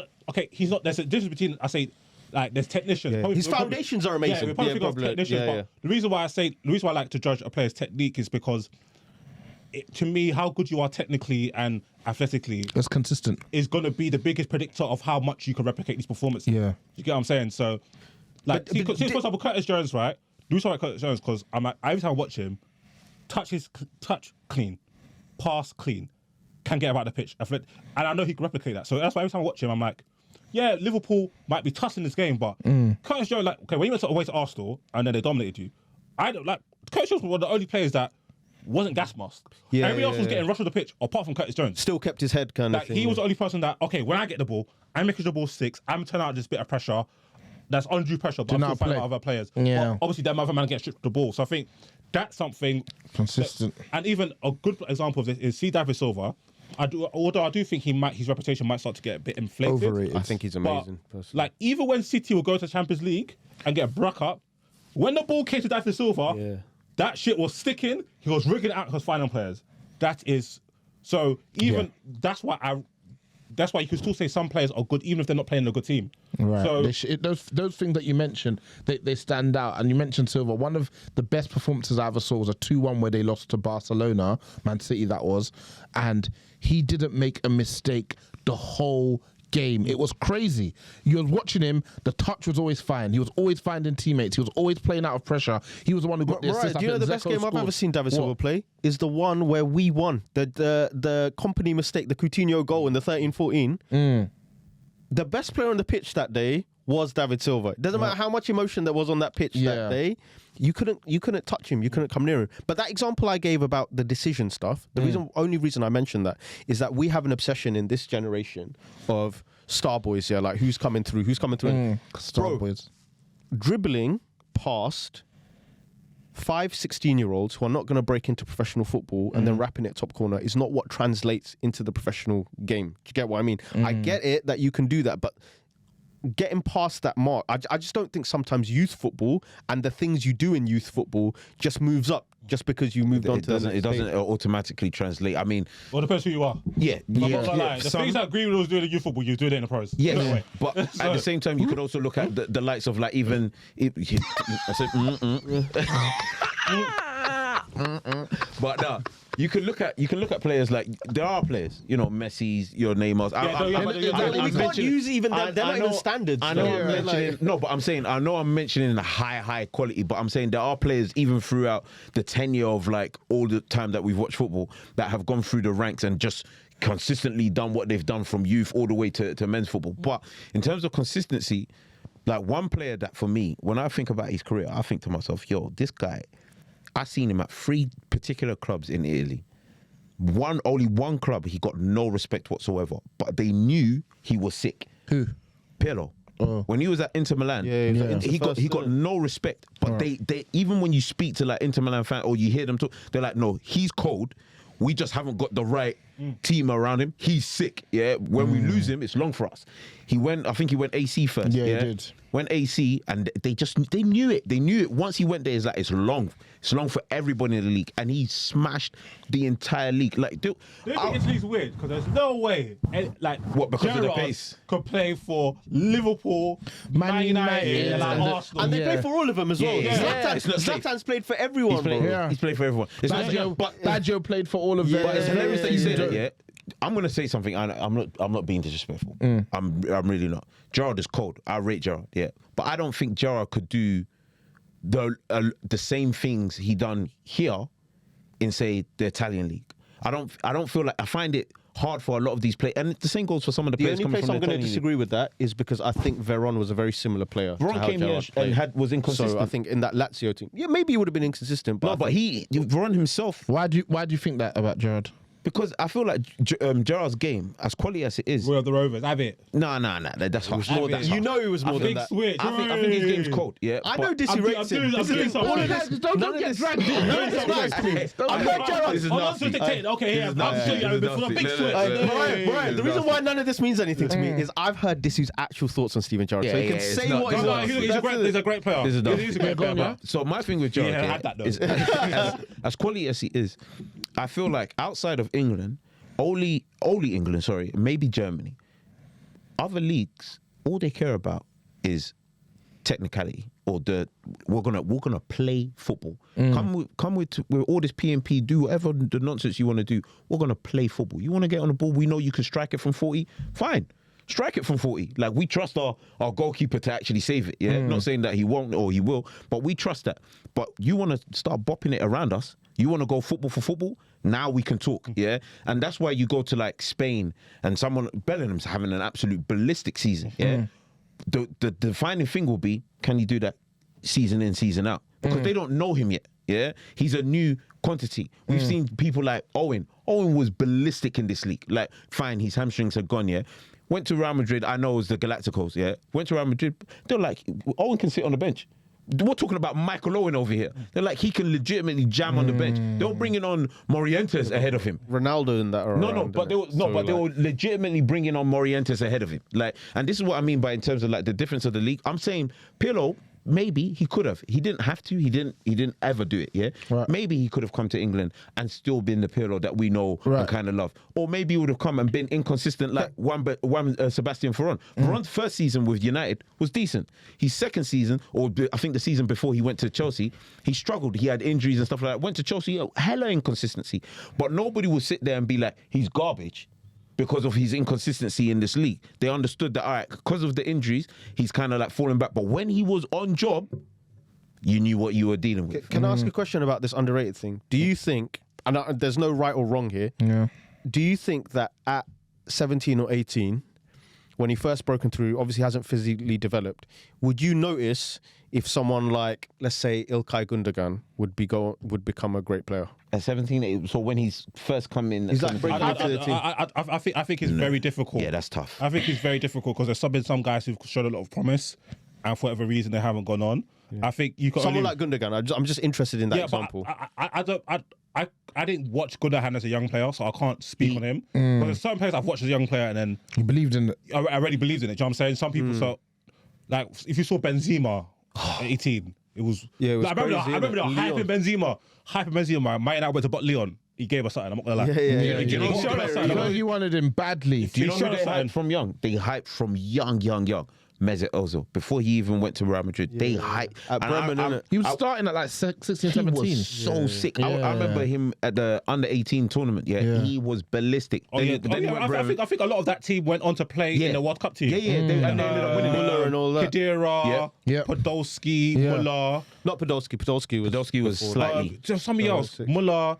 No, it was Muller, Khedira, Ozil. Now somebody else. Cruz would have been in that Got some- generation. No, I think Cruz might be younger. Even though Götze didn't have a great career, he was part of that Mario process. Götze, Yeah, so I know. I think it's very difficult because a lot of the 17-year-olds we've seen in the Premier League, like even I remember when Milner came through, I was like, "Raw, Milner's cold." Yeah, at least. And Milner's still a good footballer. Yeah, don't get me yeah, wrong, yeah, but yeah. like obviously when you're young, you get the extra boost of because you're a young boy. You know Right. what I'm saying? But like in terms of like special footballers that I remember in my youth and now, Fabregas, Yeah, that's Rooney, Cristiano, one. Yeah. he who should not be named. Messi. In a group like that? Yes. Nah, man. What he who should not be named? Voldemort is not in that, man. One What, 100%. in the I same rate- category I of what rate- you just said? 100%. Wait, young? You're saying a 17-year-old Wayne Rooney, Voldemort was the same as that? Nah, man. Voldemort is. Oh, okay. Nah. 100%. Bro, we're talking a kid. We're talking a kid at 17, 18. I'm not saying he's who not was cold. who would have won an international Yeah, I'm tournament. not If giving he didn't get injured, he would have won that tournament. by Yeah, I'm himself. not giving it. Yeah, I'm not giving it. Yes, and I. And Mariah, that's what I I'm don't think I'm you're not sticking giving with that. I'm not giving it. Nah. I saying. I said what I said. I think the I kid's know, cold. But I know, and the thing is, that not the business? difference with them two is that Rooney was already a mad football genius as well. Yeah. But He was a man, innit? but the technical level of Voldemort, I know. I'm watching Man United. He does not lose the ball anywhere on the pitch. Does not Okay, tight I areas. can see where 10 this out is of going 10. with this. Left But foot, it's still a no for me, Bro takes set pieces with his weaker foot. which is mad. He legit takes penalties and free kicks with his weaker foot. Nah. He was spectacular. I'm trying to think. I know there's somebody else I'm missing. Michael Owen was Owen is definitely one. Man, talk about Voldemort. Talk about bringing the Michael Owen. I don't hear what, it. 2 golden boots at 18 and 19? Yeah, What it's do you mean? ridiculous. Good for him, man. This guy. Fair, no, fair. actually Listen, ridiculous. it's a fascinating discussion because I think both sides of the spectrum are very clear to see. Who's a question? Who out of you lot? Who's the best like teenage player you've ever seen? Teenager, as in, what do you mean by teenager? Up to 20, so 18, 6, Teenager has a They're literally a definition. teenager. Yeah. Like sorry, 19, 18. Oh, 9. I think it's I didn't get CR9 Before I my guess. time, so I'm not going to But say him. it has to be I'm Wayne not gonna Rooney, say. man. I've never seen anything like that before, For bro. me, it's Messi.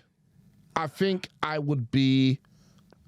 I like would you be caught Messi saying at it based on 19. what I saw once he became probably Rooney. If I talk about kid that I saw, and I got to watch him like I'm relatively. laughing. Like, I remember when I watched him against Chelsea and he gave Messi, that is Del Horno, an absolute nightmare. That's what when I'm they had saying. the shocking That's what I'm yellow saying. away No, kit. it wasn't just that. They destroyed the pitch. Yeah. Because them man were coming through. Yeah. And he actually, after he did that to Del Horno, we never saw him again. Yeah. Is Del Horno alive right now? I don't know. Disu, do you want Did me- he ever play a game Disu, again? Disu. I don't know. stupid. But what I do know is that Messi sent him to the gulag. remember. Do you know what the craziest thing is? The next year is the even crazier story, is that we had Barcelona. Remember the Craig Bellamy goal? Yeah, time? yeah, yeah. Bro, no one ever remembers this fact. But for the first leg at Anfield, we bought Arbeloa to play against Messi. We bought a player to be like, yo, I remember Benitez like rushed the transfer. He was like, yo, assignment straight away, good luck. This kid's 17 or 18. Try 18, deal with it. yeah. Crazy. Yeah, because I used to watch a lot of Barca. I was like, nah. I just want. I think Even when remember we went away to the 0-0 semi-final, and then Scholes scored a goal. yeah, he was a nightmare. He was deleting people. Nightmare. Can I nightmare. just ask? How old was he then? 18, 19? 18, 19. Can I just Yeah. ask, because maybe it's leveled out, and this is probably why we don't think it anymore, but take your mind back just 7 or 8 years, and what Mbappe was doing at your Monaco's That's a good shot. at 16, 17, basically. He was insane as well. 16, 17, that's going a good away to shot. Man City. No, doing all that. Mbappe is At that Was age he number was 27, number crazy. 28? Mbappe- The stand Skinny and start. fast. Just mad fast. Mbappe is in my top 3. I think young Mbappe was better than young Cristiano, but young Cristiano Yeah. was insane. Better than young But that was all And talent. I don't think young. I'm not sure if I'll say young Mbappe was better than young Wazza, but young Mbappe was Up there. He was up there. I didn't get to see Neymar. Yeah. Because how old was Neymar when he came to Barcelona? 21, 20. Yeah, 21, but yeah. I'm pretty sure if I was, because all I've seen is clips. This But I'm just based on that goal is enough. But I'm pretty To sure do if what I he watch did him, for I'll that goal. probably say he's the best. No, young because they were showing a lot of Brazilian league games on Channel 5. Yeah, so you could catch a few of those games. I just remember one specific game. Yeah, he didn't even score this chance. Took it from the left, beat his guy, but he beat his guy going this way. Dropped his shoulder again. The guy's still going this way, and then he went left. I said, let me switch off my TV because this is the kind of violence I don't need. Young and he Wazza was though, man. real That's young. Yeah, number young one for Wazza, he was me. crazy. Actually, like as he aged, I kind of missed the one. He lost the dog, man. No, because it's not even just. It's just like I think they the knocked it out of him. flair. I don't think he lost the dog. I think he lost the flair. It's the flair. It was the flair he lost, I think. Rooney was tripping the keeper. He used to stop doing that. He used to stop doing it. He used to love that. He used to love No, do you know that. what Ferguson did to him and Ronaldo? Take away all the waste and enjoyment of the game. Yeah, and pure be- machines of yeah. productivity. Yeah. This is what we're gonna. And you guys do this, we're winning everything, and they did. So yeah. he was justified in his actions. Yeah, he but did. Rooney was a player who, like, I always say, like, I'd love to sit down and be bothered to write an article about him because people like talk about his numbers and he wasn't as prolific as this guy and he wasn't. Didn't need to be. Rooney played up front because he was cold.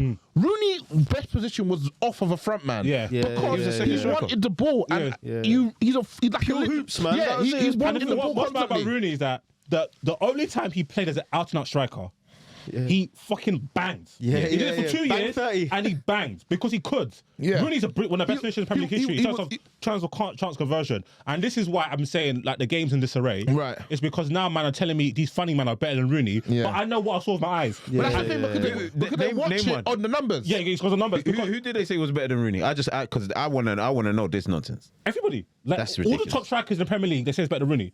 All the top Ridiculous. strikers because of numbers. But Harry Kane's not there was even a- better than There was a Rooney. period last season when United fans were posting clips of United games, and I loved it because it kind of dispelled what people were saying about like all Giggs and Scholes Giggs, Scholes, and even though we had Ronaldo and Tevez and Nani, Giggs, Scholes, and Rooney. Rooney were the brain of the football team. Easily. They were the brain of the football team. And if you watch a Man United game, the game ebbs and flows with where Rooney takes it. Ronaldo was the killer. He was the final action, as you saw with Barcelona at Real Madrid.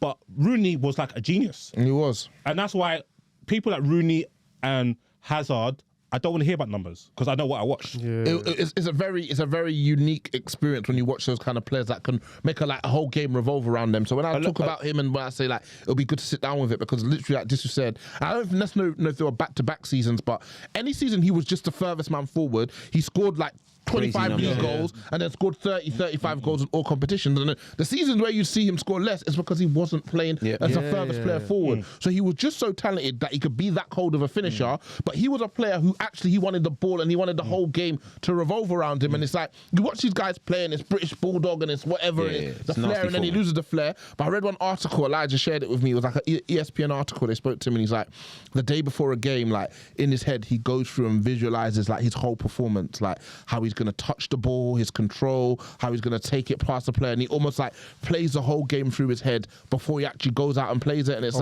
you may like assume certain players are certain ways because of the way they speak and where they come from, and it's British football and it's not that tactical and it's not that technical, but these guys a lot of these guys are students of the game. They are really Van Gaal said that he is so tactically smart.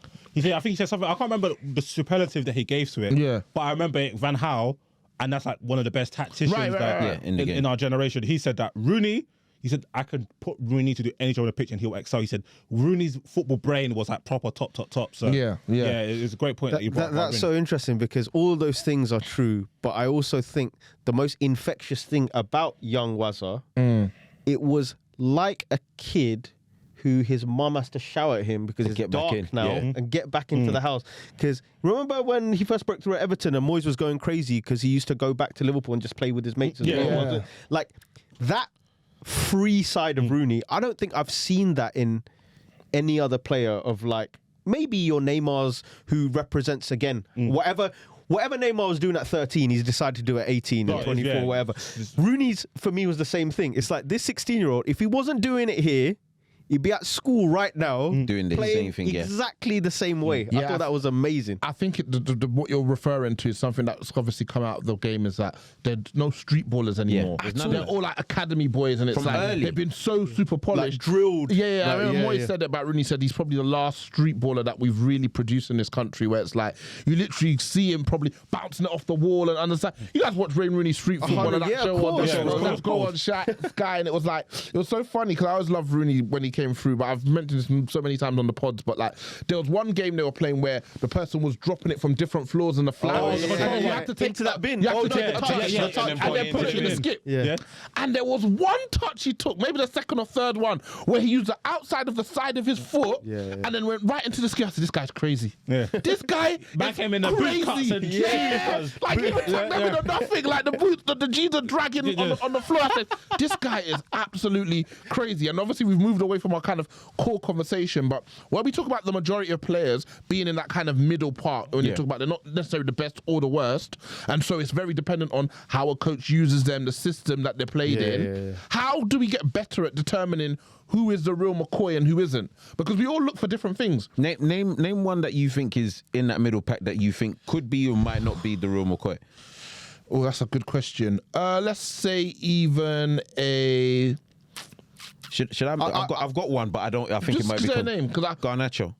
Okay, yeah, fine. That's a good one. I think he isn't amazing, but in the right systems, he could be a really productive player. But his limitations also mean that if a certain manager tried to use him another way, those limitations would be really glaring. I personally think I don't think he will ever be the real McCoy. I don't rate him. Yeah, I don't see, but I know I can see where he really works effective in this current, United Yeah. team. I just don't rate him. I just feel like if your team gets better or gets better players, he falls down the pack. Yeah? Whereas but- Maino, I'm like, there's something there. See, But that's again, Maino. Like for me, Maino's a no-brainer. It's like We wouldn't when- put him middle of the when pack right now? Huh?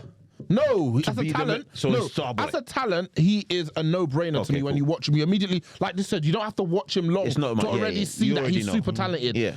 We're talking about the players that it may take you 5 or 6 games because not every single game they're even Yeah. doing anything that's necessarily Yeah, yeah, yeah. outstanding. So but maybe in definitely, one yeah. of those games they do something. You're like, oh, he might have something. But it depends what manager's going to use him and how they're going to use it. How do we Exactly. better determine those players? Is what I'm talking about. When people, who's the player that Dr. Leroy was talking about the other day, and you'll say this guy's so talented, and you'll say, don't try and take these stocks. Like we already know he's sick. Who was it that we were talking about? I remember. Who was it again? Oh, who was it? It was someone who was like blatantly good, and this guy's so good, man. Well, we all said that, bro. We all rated him. I can't remember who it was. That was so funny. I'll try and find it, but you're gonna say I'll ask you a question of a player then, a good example, only because I think there's a big debate at Liverpool at the moment. Okay. Some people think he's mad talented. Some people think he can't even start yet. And I think someone like Harvey Elliott, I think he's I'm cold. very interested. No. Listen, I'll tell you why. Is that everyone thinks Harvey Elliott's cold when he has the ball at his feet. But at the same time, you go to any away ground and he's getting gas marks because he can't handle it. So is this a player that is going to be important to a club like Liverpool, or a player that will only ever be a squad player because of his limitations? What would you say about someone like Harvey Elliott? My honest opinion about him, this sounds, I don't want it to come across harsh, but I feel like players like himself and Curtis Jones, I don't think they will get any sort of credit or really take their careers any further until they kind of No, but Curtis Jones, Liverpool. I would say, is part of Liverpool's main lineup. No, he is, but I'm saying in terms of if they left, some players like that, I feel like they need to leave and be kind of like the bigger deal. Would you in, take say, a Curtis smaller Jones? team. I mean, Harvey Elliott at United, you guys? Oh, what? Yeah. They wouldn't. Genuinely, I'm interested to know. That's a no-brainer. Yeah, I think he's he's good. good. I He's don't good. think he's a That's a no-brainer no-brainer. talent, but I think he's good. What for what you've currently got? You Yeah, take but him. but you're saying, we're not good. No. but it's a no-brainer. No, for us, but I just mean generally as a talent, how do I rate him? I Okay. think he's good, but I don't think he's a no-brainer. Oh, okay, yeah, Like, yeah, people yeah, I think he's compla- cold. Same. People Yeah, were yeah. complaining that he didn't get into the team, Man United bias, and it's like England already have players who do what he does better. than him. Yeah. I agree. They do, and it's like, is he ever gonna be as good as a Foden? That's the question. I don't think he will. Exactly. personally. Yeah. So then, what's the pathway for him? Is he ever gonna be as good as Saka? Oh, it was Chukwuemeka. Yes. Yeah, Chukwuemeka. Yeah. Clear, like you watch him and he's blatantly good, and he's like, Wait, he tried to take stocks on he that. tried to. You weren't having it though. You know the nastiest one. Anik, just last year, bro. Or just like the World Cup, bro. Yeah. He goes, I got stocks in this player. You lot won't even know him. With Anik, it's 90% wind up in it. But Yeah. He goes, there's this player, yeah. You'll see Germany. His name's Musiala. I said, you know what, Anik just loves to get old, man. Anik is a He's a Musiala. I said, we're going over 2 hours, so let's quickly try and wrap up. So, firstly, our awards. I know it's International Week, so this will be a good indicator of who's been watching and who knows what's what. I'll start with you, Disu. Who's your star of the weekend? My star of the weekend. Paqueta. Rodrigo. Rodrigo? Yeah, bro. Mush. He's not. He got pulled out, bro. Important Liverpool player, bro. He's back in the squad. Relax. I'll go Paqueta as well. Cool. I'll go Florian Wirtz for Germany. And what was the result? Hey, listen, you are under surveillance. This guy. Do you know why it's nasty? Wait, one sec. Do you know why it's nasty? He scored that goal. Germany didn't have another shot until 1 hour later. So I know you didn't watch any of that game. England. This guy. That's nasty. No, the thing is Morayo, yeah. It was basically Morayo scored in 7 Morayo's seconds. got so much work stock, yeah. Nothing else You got happened. so much work stock, yeah. This taking into What's work permission. stock? You and Florian Wirtz. Oh, yeah. Oh, That's underrated. Christian. Yeah. It's making me Check sick. it out. That's Cool. Who's your Saudi bound? Oh, we've done it. Every single week I've said the same guy, so I need to change it. Who have you been saying? Casemiro. Bro, they said today. They said today, but last year. Finally. Count it here first. Recouping, baby. 50 million euros. Recouping. Who's you guys Saudi bound this weekend? That's a good shot. Chilwell. They'll never take him. Actually, no. Henderson went, so they would take Saudi him. bound. You can't be xenophobic. You can't just say the white guys can't go to Saudi. Bro. We always pick Brazilians, bro. We always pick Brazilians. That's the funniest Okay, shit. all right, fine, chill. All right, who could I go with? Come back to me. Let me think for a second. I got somebody. Conor Gallagher ain't getting a Connie, man, in Saudi. That's the problem. Again, you're biasing You see, because you're biased. you're It's good, yeah, biasing take it because out. How? he's white. Take it out. It's not because he's white. It's Listen, 'cause when of I how he say plays. Saudi bound, forget if they actually go to Saudi. Yeah. Who's played so poorly That they have to need go to there remove themselves from and this go part there. of the world. Okay, then, if we're doing that, I'm sorry. He's a good brother, but Cody Gakpo needs to... Oh, really? You're turning on your own people like this? I love it because the people who'd watched him like before he came to Liverpool were like, he's not athletic enough. His game is not intense enough. He's not good enough to play as like lazily and laid back as he does. Then he came. I think he scored a few goals and did a few things. Thank you, Ruud van Nistelrooy. Thank you. This is like, oh man, Dry. We got a dud, man. That's what I'll never forgive them, man, for allowing him to score 2 goals against them. Yeah, nasty. Yeah, nasty. Good finishes though. Good finishes. Quality finishes, both of them. He's a good. Is he a good finisher? He's all right. If he has time. He's a good finisher, but he never creates himself the chances to show that finishing. One of them man that have to be fed a Sancho. Yeah. See me, then I'll do no, something. you know, like- help us get the ball to the final third, brother. You know, like Get the Lacazette. final third, then I'll do something. Morayo, you know that Lacazette strikes the ball Lacazette. lovely, Yeah. but there's never a situation he finds himself to actually take that shot. Gakpo's the same. Nah, he's another Brazilian man. I was gonna say Gabriel Jesus, but let me retract that. I'm just gonna say Maguire. Fair. And who have you got your surveillance on? Surveillance. I've got one. Go on. Gone, yeah? So Bosley. For what, bro? We ain't played in like 2 weeks. Yeah, just you And, can have it on them for whatever reason. From the club reasons, I've been watching it. I've not been impressed. You're not happy. How about you, Disu? Jude Defoe. You are under That's disgusting. This I can't get behind this. I can't get behind You have to this. get behind man. it. foul. He plays well for them, man. Why do you not? What's your beef with him? It's not what it looks like. You know what? They Seasons have a man to go playing past. number 10. Yeah, that was foul. Because they ain't got a striker. No. They got Hostelu, bro. I'm not talking Oh, about England. Madrid. I'm not talking about Madrid. They could do what they want there. I Yeah. don't care. All that shit is going to end when Mbappe gets there. So all this hype is going. Once Mbappe true. gets there, all penalties, What? all corners, throw ones. I control the dinners. I control the flight schedule. Stocks, shares. What If we're Mbappe is there? if we're taking 20 shots, 17 me, 2 Vinicius, 1 Valverde. You get 1 long shot. Yeah? Jude, you just run around. Yeah. How can I say 17 It's 20 shots odd to me? goals are going to 5 all comps once Yeah, Mbappe 5 gets all there. comps, man. yeah. Once that correction, that stock market correction, Yeah, his I'm ratings. going to run. Man said the ball runs over. Yeah. We are dropping Yeah, in so stocks. Jude Defoe, Your country needs you, brother. Why did you go with Defoe? I like Jude Van Nistelrooy. Drew Van Nistelrooy or somebody else's creations. I can't really want to. I can't really step on that. The Defoe part was nasty. Yeah. And then who've you got your eye on for surveillance? I should have done this for Saudi, but also because of the most amazing slander name, man. Upapotamus, bro. Fucking hell. I've got it on Didier Deschamps, man.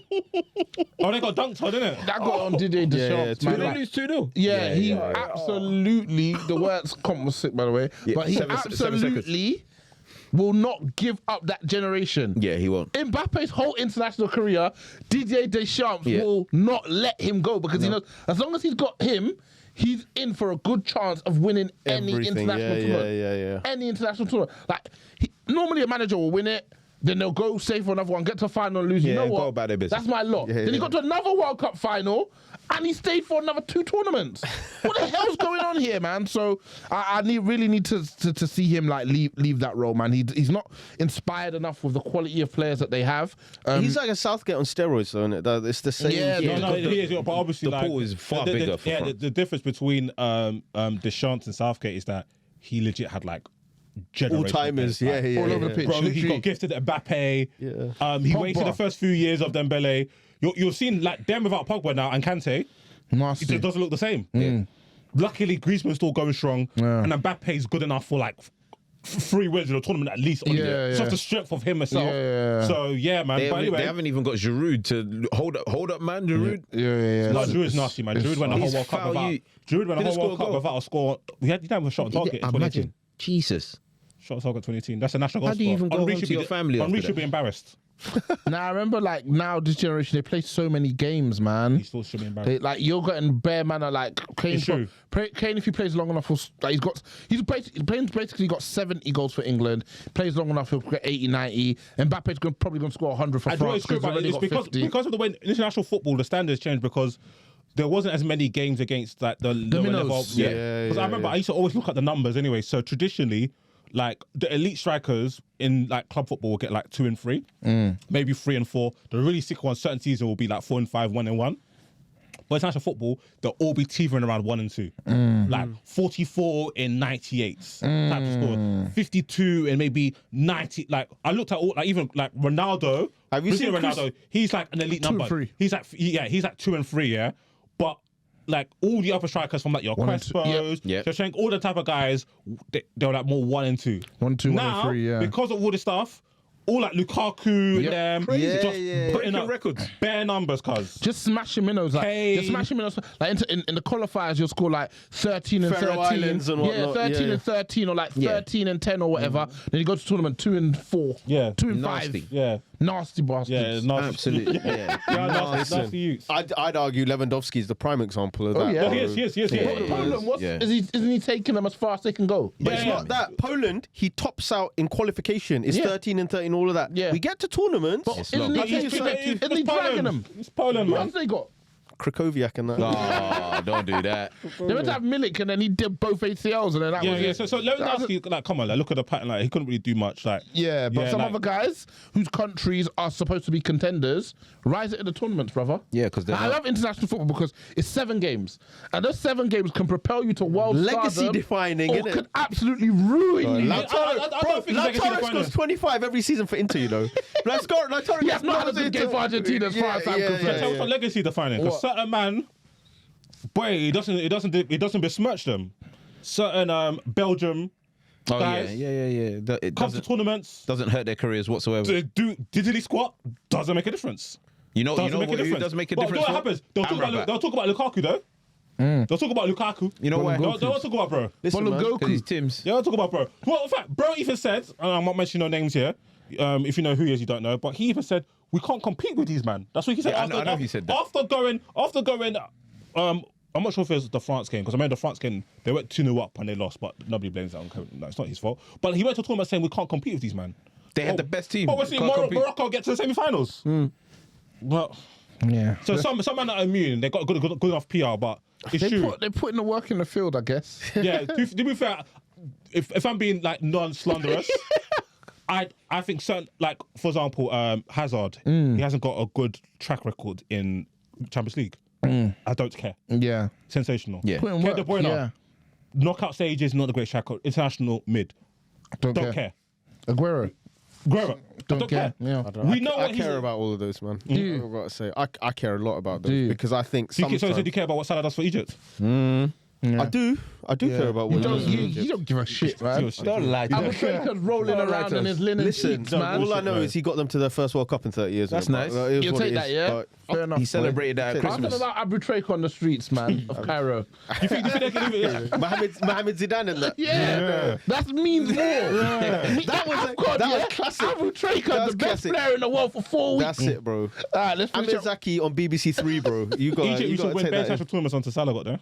Yeah, he missed the golden generation, to be fair to him. Let's finish up with some listeners' questions. Miraculous Miri, shout him out, sends in a question every week. Given the current and potential squads for Euro 2024, the World Cup 2026, are these England's final great chances to win a major international tournament, taking into account the squads of their rivaling nations, Brazil, France, Germany, etc.? I won't say final, but Yeah, you can't never be know their what goes final, forward. no But way. I think this is as they are as close to the pack, if not ahead of the pack, compared to previous generation. Because people talk about the golden generation where you had like Rio, Terry, Campbell, Cole, Neville, Giggs, Rooney, Owen, Joe Man Cole, said Giggs, you know, Beckham. for England. Not Giggs, sorry. I mean Lampard, Gerrard, all these top quality players. Yeah. And you think, how can they not win? But yeah, like Brazil had like Ronaldo and Ronaldinho and Lucio and Carlos and Carlos. Yeah. You know what I'm saying? And Spain had Xavi, Iniesta, boom, boom, boom. France had fucking Henry, Zidane, Zidane, Vieira. yeah. Like, so, like Gallas, Thuram, all these type of players. So, I think this is probably the time when you could probably say that these players can go They can toe-to-toe. machine for machine Yeah. with their age mates. Yeah, So I don't think the gap is actually far closer than it's ever been. Yeah. I was gonna say a bit of a different thing. I think this is the last two tournaments and then it's done because Really? Oh, you're thinking of the next generation that's not coming the through next the next crop. generation. I think there's just a very blatant problem here, and I'd Number love 9. to know if you guys think differently. What? But after Harry Kane, there's Doesn't not say a number good 9. English striker. yeah. Like after Harry Kane's done, Yeah, okay. and I think Harry There's Kane has not a been one of the top. best strikers in the last 15, 20 years. It's done, bro. What's next after that? Yeah, but the thing is, like, if you look at academy, like England are actually producing like actually crazy footballers. Yeah. Like, But are they producing strikers? That's what I'm They asking. don't need to. They got one. boy, France won a tournament with Giroud. He's never playing for England again, bro. He ain't stepping foot, man. Oh yeah, bro, he played for England. Voldemort. The reggae boys. Yeah, They're not yeah. laughing. I'm laughing. He played for the reggae boys, fam. He might as well. Jamaica. Nah. Yeah, for them. They will take him. Yeah, they would. Yeah, but he ain't playing for them. So what are you saying? No, just no longer going to play international footy? Yeah, do you not know what they did? Know what they did with Russia, where like man weren't even allowed to compete at Olympics. Man No competed flag. under Yeah, no yeah, flag. yeah, It's just- What so- when they- Borderless ball. Yeah, bro, the graphic is mean. It was just a border. Yeah, I was just a like, border. that's Really? I harsh. haven't seen it. Border and It's just Olympic a border. rings. Yeah. Fair enough, That man. is harsh. That's Yeah. real, man. What? Israel's still allowed to That's what it compete looks though. like, What, man. PNG? So it looks Nah, like, man. Israel's still allowed to compete though. Israel. It's not that kind of podcast. Yeah. man. Sorry, my bad. When I say about Israel, something about defense budgets and you do you, man. It's from Wizard Shy. What are the panel's conveniently forgotten events or periods in the past? Mine is when legendary Carlos Milan bottled 3-goal leads against Deportivo in the second leg, getting battered 4-2. So Milan bottled 2 consecutive Champions League contention after that Istanbul miracle as well, and Benzema pre-2018. So what, like, you know, you'll have players that you like, but then there's like And you failures of teams act like certain never things happen. don't exist. And then you'll be like debating with somebody, and they'll mention it. You're like, shit, you got me, man. So is there any? I'm saying Pogba for United. The thing is, you make so much years. effort. I still think it's good. You make so much effort to remember everyone else's. That's hyena the funniest bit. The hyena team.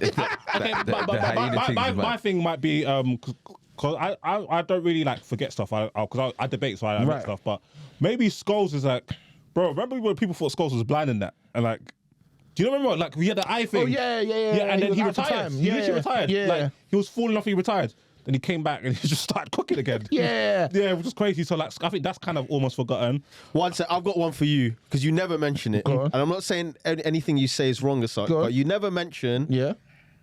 how horrible Neymar played in that Champions League final against Bayern. Yeah, no, he was That was the worst I've ever seen him play. So he was actually shocking. I do remember that. That was his big moment. Remember? Everyone says. But I do mention it though. Everyone said the streets. But I actually did mention it. But he, because he carried them there, I said, yeah, he was crap. But I don't know.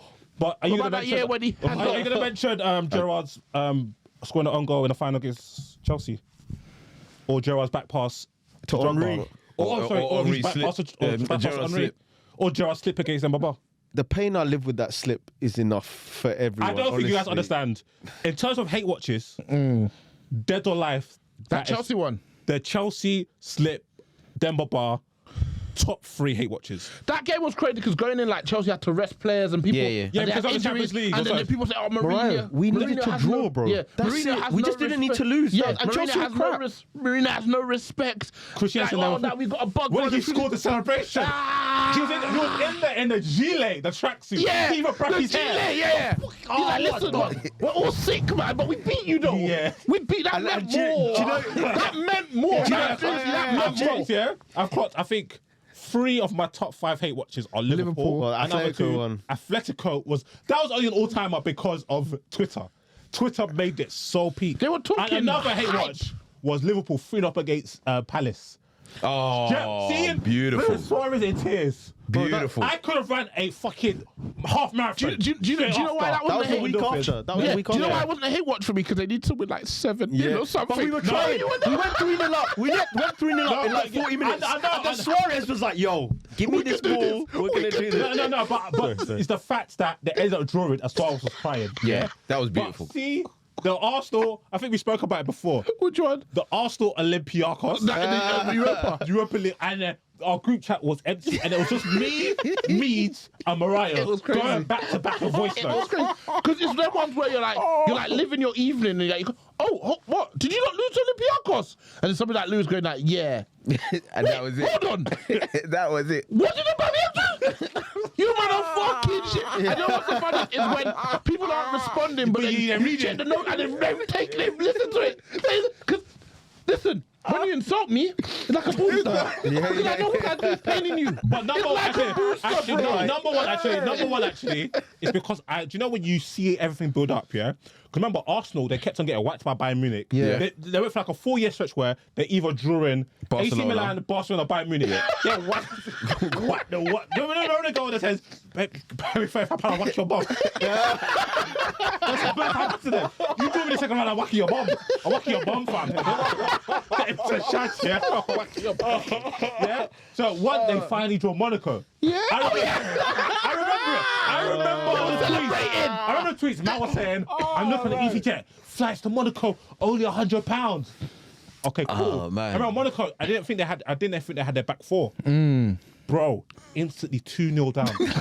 Hey, that fucking day, best day of my life, bro. Best day. They were so demoralized. Yeah, that's when they knew there was more. That's why I tell man, it's been a banter era for 20 years over there. Yeah. They're telling me, Bro, we did all this you're under forgetting- Wenger. Morayo, You you're ain't had forgetting- it this good for 20 years. Bro, you're forgetting, we're talking about a bit of an earlier hate watch in this same era, bro. Honestly, I think this was probably my first proper hate watch as well.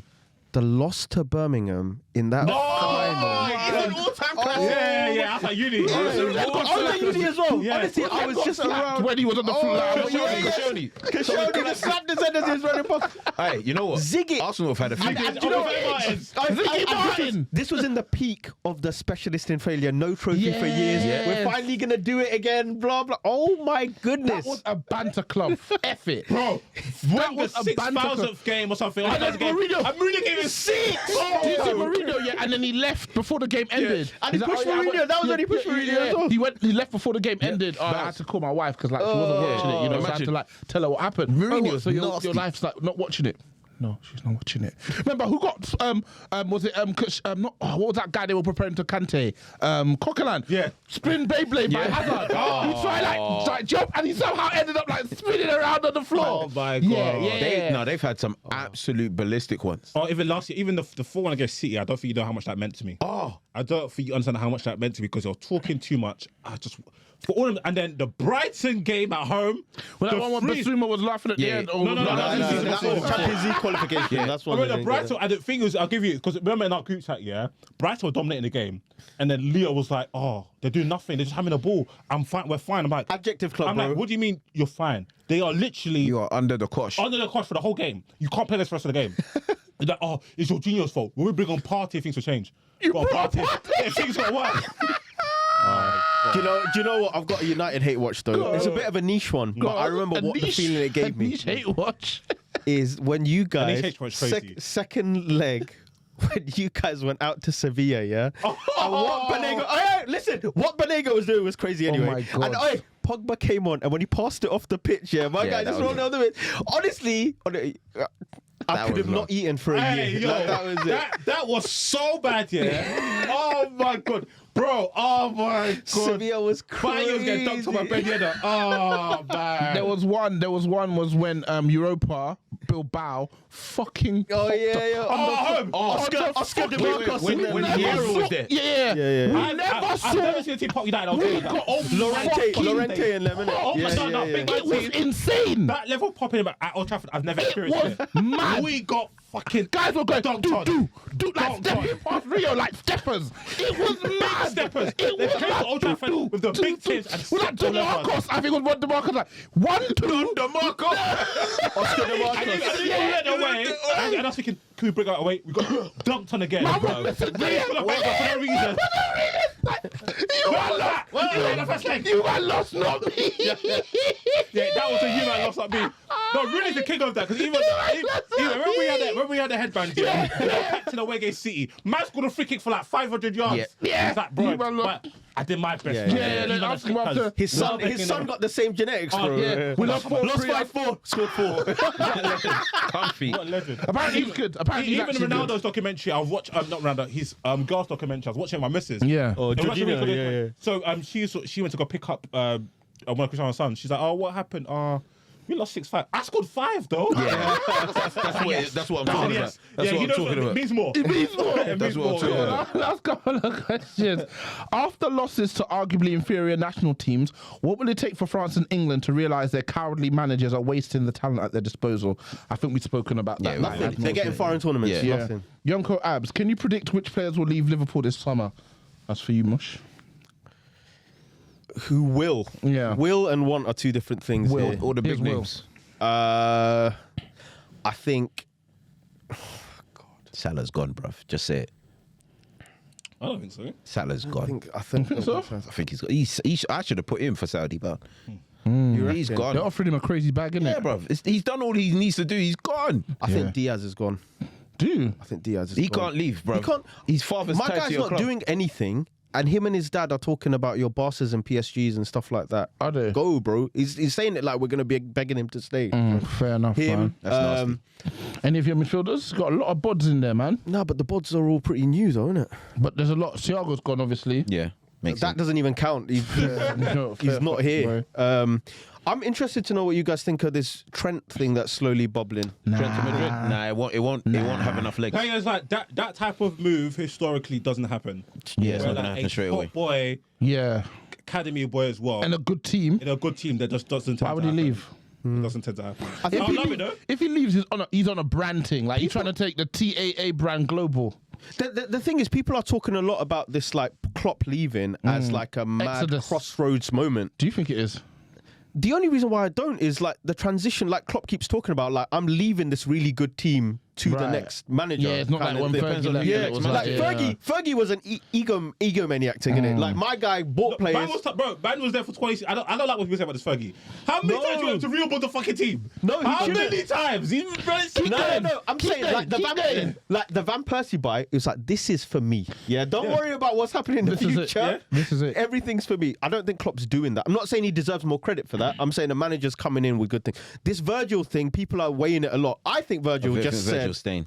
I think Virgil just said about, I don't know what the strategy is yet, so I can't say what I'm staying for. Because I think he's also referring to the fact that maybe the next club also the next manager might want a newer thing. It though, but I doubt it. Well, what the hell are you going to get? Thing to say isn't like, we'll see. Yeah, the next manager might be like, Virgil, you're 33. It's been a good run, son. Let's see what happens. 100%. But I think he's got at least 2-3 more years at top level. It might be copium on my side, acting like, because why would he say that? And he could have just said, we're focusing on the season. Yeah. But he's already talking about the future. But I think that's it, really. I don't see.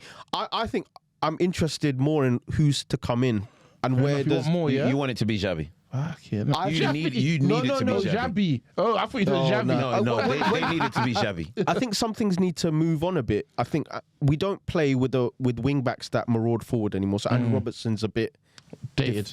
Dated in the sense of be a squad player. He's not on a lot of money. Yeah. I think we need to go all out to work out who's going to be this left winger who's going to produce something high quality. Jota can't stay fit. Nunes is going to give 10 in 10 and then 1 in 10. So we don't know what it's going to be. We need something reliable. Because Salah's also 33, 34. So let's see what comes. Fair. Gents, this is the longest pod I think I've done in a minute. Over 2 hours comfortably. But a pleasure. Love this new studio, Disu. Mush, Yaw, Disu. Peace. Peace. Peace out. Blessings. Yo, when I spit bars in a rave, man, I go hard like Santan.